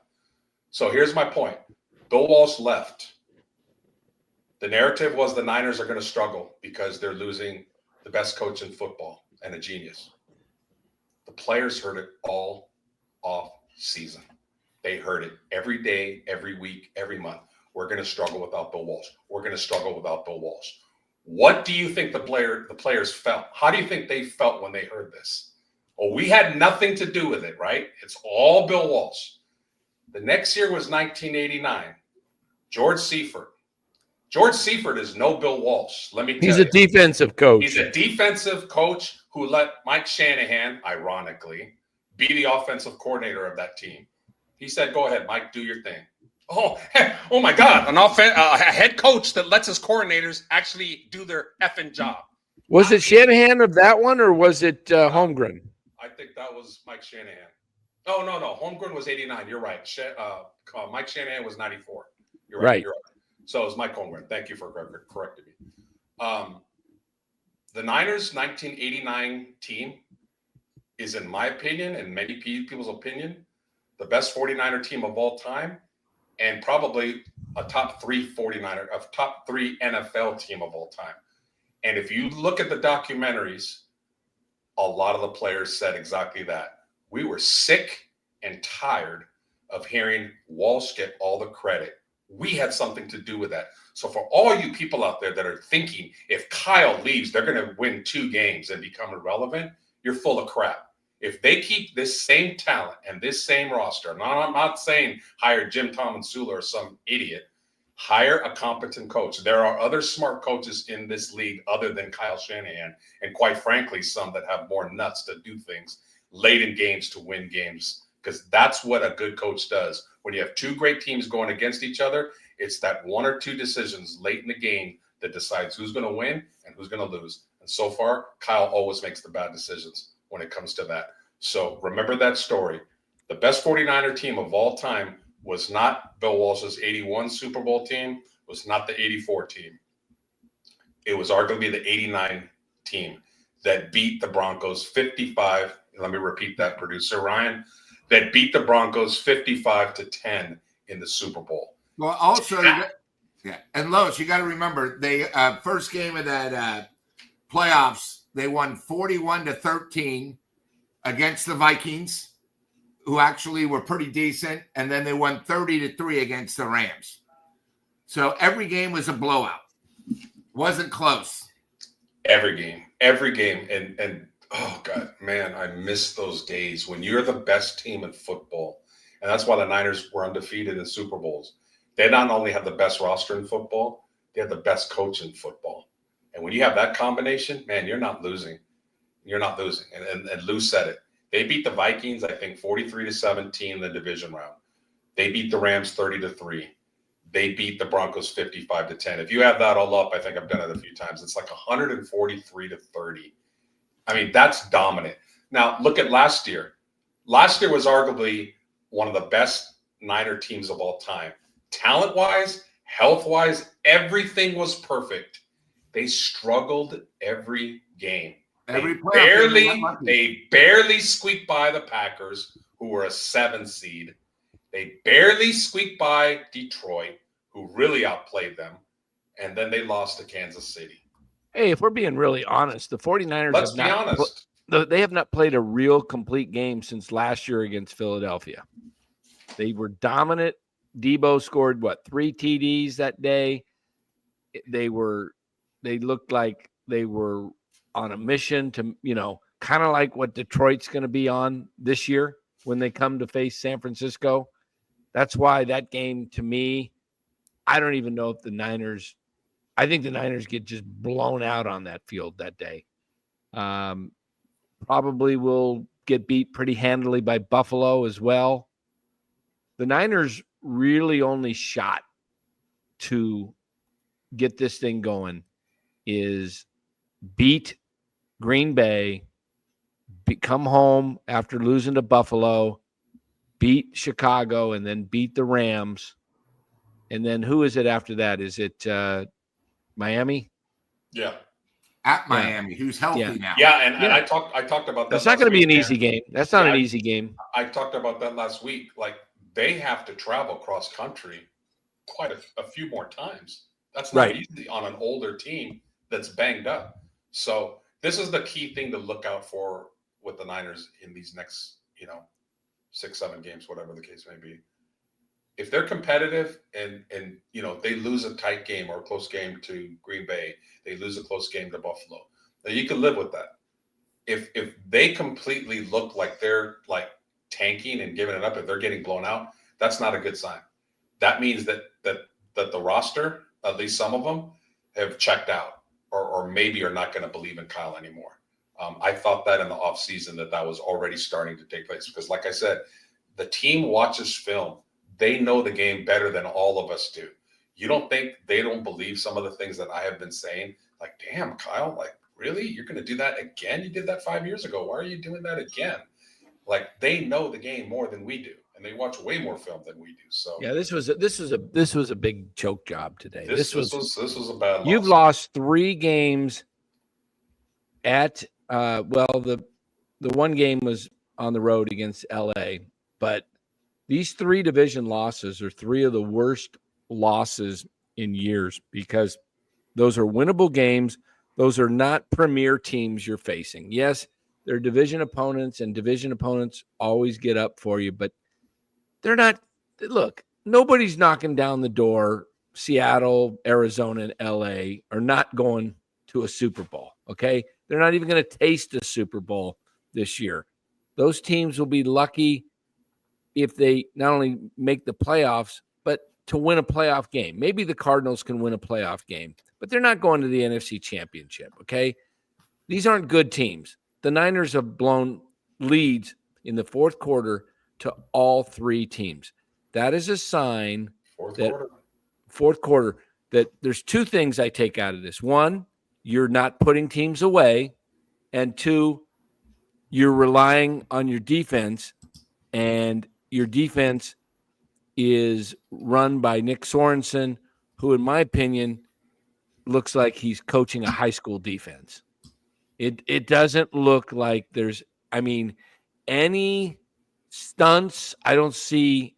I think I saw one blitz today toward the end of the game when Lenore came off the corner, but that's it. Man, Lenore's a good player. Man, yeah, I feel bad for so many of our players that are complete dogs. But guys, despite the team being banged up and injured, how many more penalties did we have today? How many penalties do we have? 8, 9, 10? Yeah, that's a True statement there, Eddie. Yep, the Niners they're probably, if they can't beat those three teams, then you know what? The only way the Niners turn this around is if somehow the vets on this team really, really, really want it. And I don't know if they do. I don't know. It doesn't look like they really, it's almost like they're saying, man, this is just too much. I'll say this. I think Larry disagreed with me on this. I don't think the players knew the overtime rules in the Super Bowl, and I don't think Kyle knew them. I agree. He says, "Oh, come on, Kyle knew him." Well, if you knew him, why didn't you relay that to your players? Right. I don't think Kyle knew it. I don't think he. That's an embarrassment. And he's not going to come out and say, "I didn't know it." He's going to say, "Oh, of course I knew it. We wanted the ball." I think that's one of the things that's probably talked about the least is game preparation. Like what's going on in practice during the week? What's going on in the meetings? Are the coaches prepared? Andy Reid's doing it. John Harbaugh's doing it. Jim Harbaugh's doing it. The best coaches, whether it's through themselves or through the rest of their coaching staffs, are telling the players game situations. Bill Walsh used to practice. The last 45 minutes of practice was 2-minute drill. It was 2-minute drill. We're going to practice because we're going to not blow out teams every game. We can't do that. We can't do that. We can't. Yeah, we can't do that. We're never going to be behind. We're just so dominant. We're going to just destroy everybody. That's egotistical. That's so wrong. But Walsh had his teams prepared. The best coaches will have your team prepared. And when you see the Niners playing these tight games and you see some of the dumb stuff they do, who was the coach that says, we got to be the dumbest team in football? Was that Callahan? The guy that followed the John Gruden? I'm not saying the Niners are a dumb team. I'm not saying that. So don't take words out of my mouth. I think they're a very smart team. They have a lot of smart players.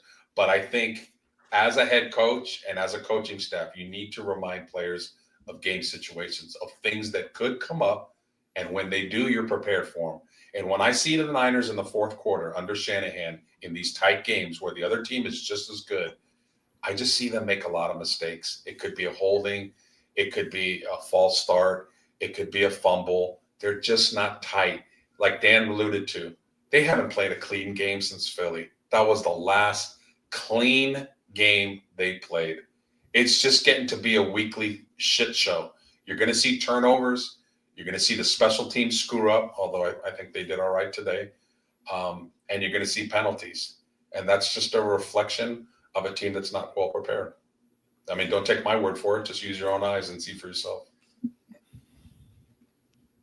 Wow. Sorry. I hate to call it as I see it, but that's you get flowers when you do great, and you're going to get kicked in the ass when you don't. They don't. The good thing is we got a winning organization in the women's WNBA, the Golden State, whatever they're called, coming. So at least we'll support a winner on NorCal Sports Network. There we go. There we go. Hey, it happens, guys. That's why you got to appreciate when we win, because it's not always, this has been rough in the Bay Area. Now we have the Warriors. Let's make sure they stay healthy and they're enjoyable. Because we had that discussion last week about who's in a better position to win a championship, the Warriors or the Niners. And I mean, I think you see right now, one team has a coach that's proven to win championships over and over and over. And that team has an absolute superstar on their team. The Niners don't quite have a superstar anymore. I mean, we could say CMC, but he's a shell of himself. Yeah. We don't know if he'll be better. We don't know how much pain he's playing in. But right now, he does not look quick. He does not look like he's finding holes. And quite frankly, there's not a lot of holes because it's an average offensive line. Yeah. And you got to remember, the Super Bowl was only 9 months ago, and it seems like it was 5 years ago. Man, because the team's only going to get older. And the other problem is sort of how, the Giants are dealing with. Everybody else in their division are getting better. They're healthy, and they're hungry. Dan, let me ask you this, getting back to the talent question. The Steelers are 8-2. The Niners are 5-5. Which roster has more talent? Oh, the Niners. Then how is one team 5-5? The other team's 8-2. Coaching? I think, yeah, it's a full, yeah. Injuries? Great point. I think the Niners have a bunch of prima donnas. You make sure you bring that up on Larry's. How come the Steelers are 8-2? They don't have a lot of talent. What's going on? I want to hear what that panel says. Put them on the spot. Tomlin hasn't had a losing season in his career. Love Tomlin. That's a leader of men, and he holds himself accountable. You know that is actually one of my biggest pet peeves about Kyle. He's never accountable. I haven't even watched the post-game conference, but I know somebody asked him a question like, Kyle, why'd you do this? Why didn't you do that? And he'll be defiant. He'll never put it on himself. Oh, we lost Bosa, and that really hurt the team. And you're a leader, dude. You can't keep throwing your team under the bus. It just is a bad look. Yeah. Just say, hey, you know what? I could have did some things different. I could have moved this guy. I could have moved the pocket. I could have gave Purdy some better plays. I'm going to take this one. I've never heard Kyle say that in 8 years. That's not an indication of how you are as a coach. That's an indication of how you are as a human when you just can't be accountable. Not a fan. Yeah, Dallas, we've been talking about this. Dallas Helker. Why did Mason have 2 carries and Grendo 0? Yeah, don't get it. Head coach. That's his just decision. That's his boy. Yeah, he's already running McCaffrey like he's, in prime shape of the season, and he's getting him in shape in the game. It's like, play the dude. And I thought when I'm sitting here with Mark, we're watching the game, and Mason comes in, we're like, yeah, that's how you do it, Kyle. And then he's gone. Garendo, nothing. Garendo was starting to show some signs of improving his vision, and he's fast, man. He's a weapon. You could use CMC as a slot receiver because he's great as a receiver. Right now, he's just good as a running back until he gets his legs under him. But you could use CMC as a slot wide receiver and then have Mason back there. Get Juice off the damn field. I saw film on him this week. He is not even blocking well. He's getting blown up by linebackers. Are going did you right notice around that did you notice we were doing live, and on that last drive, Lou, what did I keep saying? How many receivers Seattle had in? Do you remember? No, I know they only had 3, but why do we they were going in 4. bounds? Why do we tackle them and force them out of bounds? They only had 2 timeouts. Just that whole drive where Seattle scored was the definition of this whole season. It all started with the challenge where you could see the guy had it in. So then from 2 down to 1, we couldn't get the sack. Bad tackling, bad decisions. A couple times on 3rd down, they were so wide open, even the wide receiver was amazed. It was a complete letdown. What are you going to do? It happens. But Seattle had 4 wide receivers on that last drive on almost every play. When did the Niners go? They were just going splits. They were going sometimes they'd go trips left, single right, but they were going 2 and 2. One, they had 2 slots. You talk about getting Kyle Juszczyk out of there. Why not get some game guys that, that's what they're doing. Empty backfield. Yes. And they are going with 4 wides. Yes. Niners are going usually 2 and sometimes 3. Pearsall's the 3rd receiver in today. Why not go 4? Why not go? Kyle always believes in having to have a tight end and a fullback on the field. And a tight end, when it's not named Kittle, is not going to be explosive, and neither is a fullback. Kyle does not believe in having 4 explosive wide receivers on the field at the same time. And if he did do that idea about having CMC in the slot at wide receiver and Mason back there, and he gave Purdy the ability to change the play call, Purdy could come up to the line of scrimmage, and if they're loading the box, he can check off to McCaffrey doing a quick slant. Boom, it's going to be there. If they're playing back to protect against McCaffrey, we'll run our 235-pound back be for 6 or 7 yards every single time. But he's a genius. He hasn't figured how to do that. That's using your roster and maximizing the talent on your roster, but he won't do that. He has to have his Cabo crew on the field all the time. Yep. And make sure they get paid, and that's what works for Kyle. Here's Bill M. He says he's running CMC into the ground, as we said, not using 2 running backs that looked great in the last couple of weeks and ignoring rookie receivers. So true, Bill. Thanks for the super chat. So true. It's guys, it looks like it's going to be tough. It's going to be a tough so we're going to get out of here. Before we leave real quick, if they don't make the playoffs, what percentage, it's probably really small, but what percentage of would you give it that Kyle gets fired? 5. 20. 20, really? Yeah, I'm with Dan. I mean, I think it should be 20, 30, 40, but I mean, if they wind up like 7 and 10 or 8 and 9, that's a disgrace. You got to make changes. And how are people going to believe next year when we're going to sign the most expensive quarterback in NFL history that we're going to be better? First 2 changes I make, this is what I do.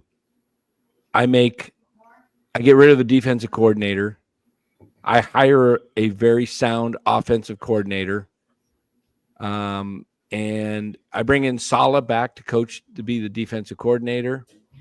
And I go find me an offensive coordinator that really knows the system. And Kyle's got to learn to delegate and let people do their jobs. The problem with Kyle is he's got his nose. I mean, he did it last year to Wilkes. He'd call off plays that Wilkes was doing. You know what? If I'm Steve Wilkes, I wouldn't even want to come back. Why? You give me the role of running the defense, but you're usurping me. Yeah, you're the head coach, but who does that? Dan, that's a great point, because we talked about that with the Giants. Like, who wants to come here and manage if you're overlooking and seeing Farhan make out the lineup, control things? So I know Kyle has way better resume than Farhan. I'm not comparing the two. Kyle has won a lot more and is way more successful. But at the same time, if you're a defensive coordinator, if you're established, why would you want to come here knowing Kyle is this egotistical and is controlling and in your business, not letting you do your job as he is? Is there any reason why Tom Brady wasn't signed here when the GOAT wanted to come here? Because Kyle wouldn't let him change the plays. And Tom Brady would be like, yeah, I have 7 more rings than you, buddy. Like, I'm not taking your job. Is there any reason that Bill Belichick didn't want to come here? Because Kyle said they talked to Belichick. Hey, here's an open check. You could be our defensive coordinator. Belichick didn't want to come here because Kyle probably would have gone into his meetings and probably said, hey, Bill, what are you doing this? And Bill would have told him, get the hell out of here, man. I know what I'm doing. I have a bigger resume than you. So, that's something that I think needs to be addressed, is that Kyle's controlling ego might keep only coordinators that like him and know him, like Saleh, will come back. But other ones will know that he has a reputation. Wasn't he in Saleh's wedding? No, Saleh was the best man for Green Bay, Matt LaFleur's coach.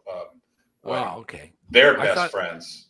Okay, I thought they were. He's working with Green Bay. Did you know that as a consultant? Yeah, they're best friends. You watch what they have in plan for the Niners offense next week.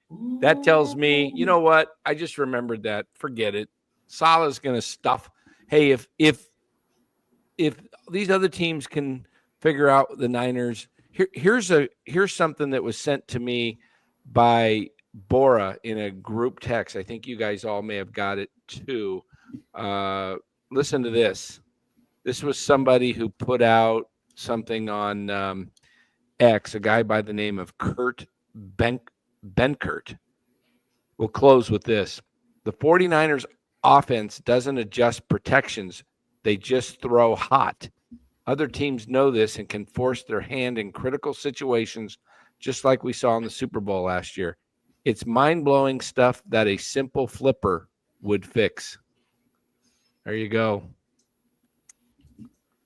Yikes. Some of us saw it earlier than others. But it's just until you change and until you have people and until you start listening to people and being open-minded, nothing's going to change, unfortunately. Yeah. All right, guys, we are going to get out of here. 2 hours long, live.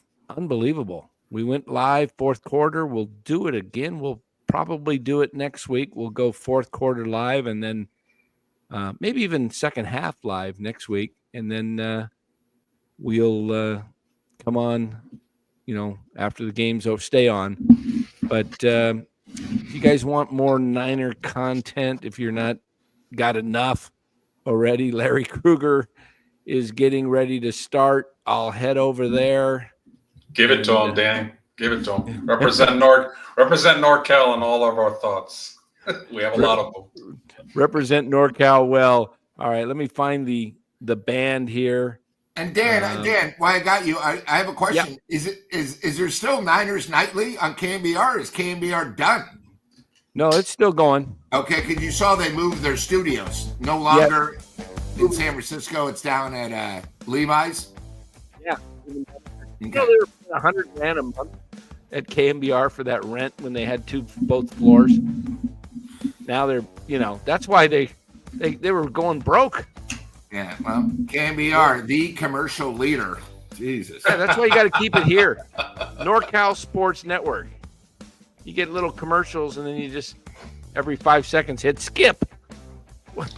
No commercials, no food breaks, no bathroom breaks. Although Dan once in a while is known for going to get something to eat. Dan's old.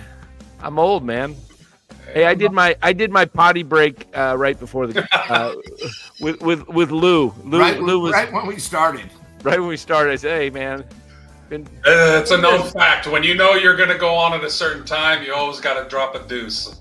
Right, 40 ounces right here, baby. I have 2 of these a day plus the other drink. I drink over 100 ounces of. It's got to go somewhere. Oh man! Certainly not going into the depends yet.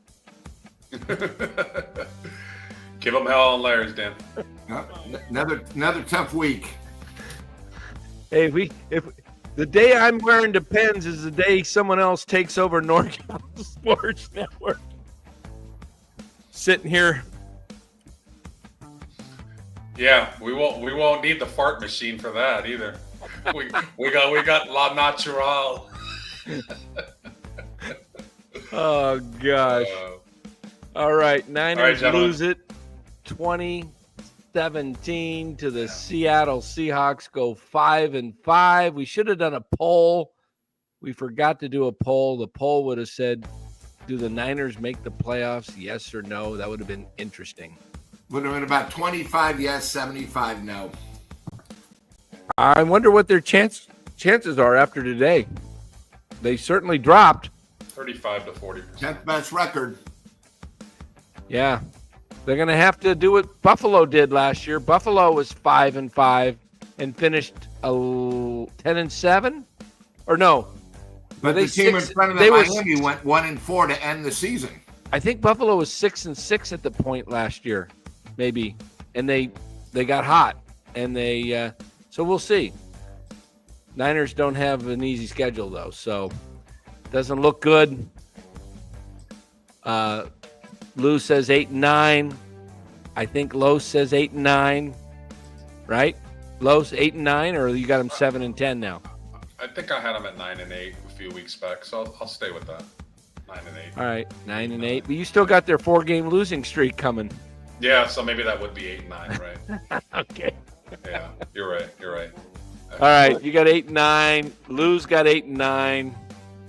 Clown Man has him. Wait, let me give myself the 10-7 take here. Self-clown music. That's for me. It's usually reserved for Chardall, but it's for me tonight. I got the 9. One more time.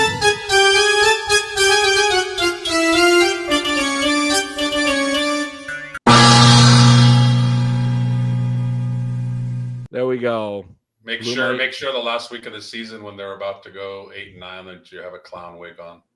I'll have to put my That's, clown wig on. They blew it. Niners, I'm going to say 10-7 just because I can. And if they do, I can say, I told you so. Yeah. That's the only reason. So You and that brand new white 49er hat, it'll get messed up. Don't worry about it. It's not brand new. It's Homer. 2 years old.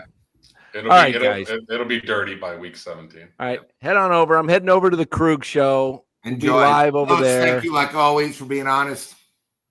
Appreciate you guys. Thanks for watching. We will be back. When are we being back, Lou? What's tonight? Sunday? We'll be back. Are we doing a show tonight? I think what Warriors, do they play tomorrow or Tuesday? Tomorrow. Yeah, we got Warriors post game after the Clippers tomorrow night. Plus our videos. Check out our videos, guys. Videos Make are sure- great. They're quick. Yeah. Make sure you hit the like and subscribe. Really appreciate that. Have we hit 3,000 yet? We are close. Everybody hit that like and subscribe button. It really does help. Let me look if I can find the YouTube studio. Let me see where we're at with subs. Oh boy, I think I gotta sign in. I don't know what I did here. All right. Hold on here. Switch account. NorCal Sports Network. 2985. We're 15 away, guys. Away. Wow. 15 away. Everybody go subscribe. Get us to 3,000. Oh, we forgot to give the hat away today. We got so busy. We were going to give that away today. Doggone it. We'll do it tomorrow. Shoot. 15 subs away, everybody. So really appreciate it. We'll see you tomorrow. Check out for the videos, and we'll see you tomorrow. Thanks again for watching. We really do appreciate you. Have a great night, everybody.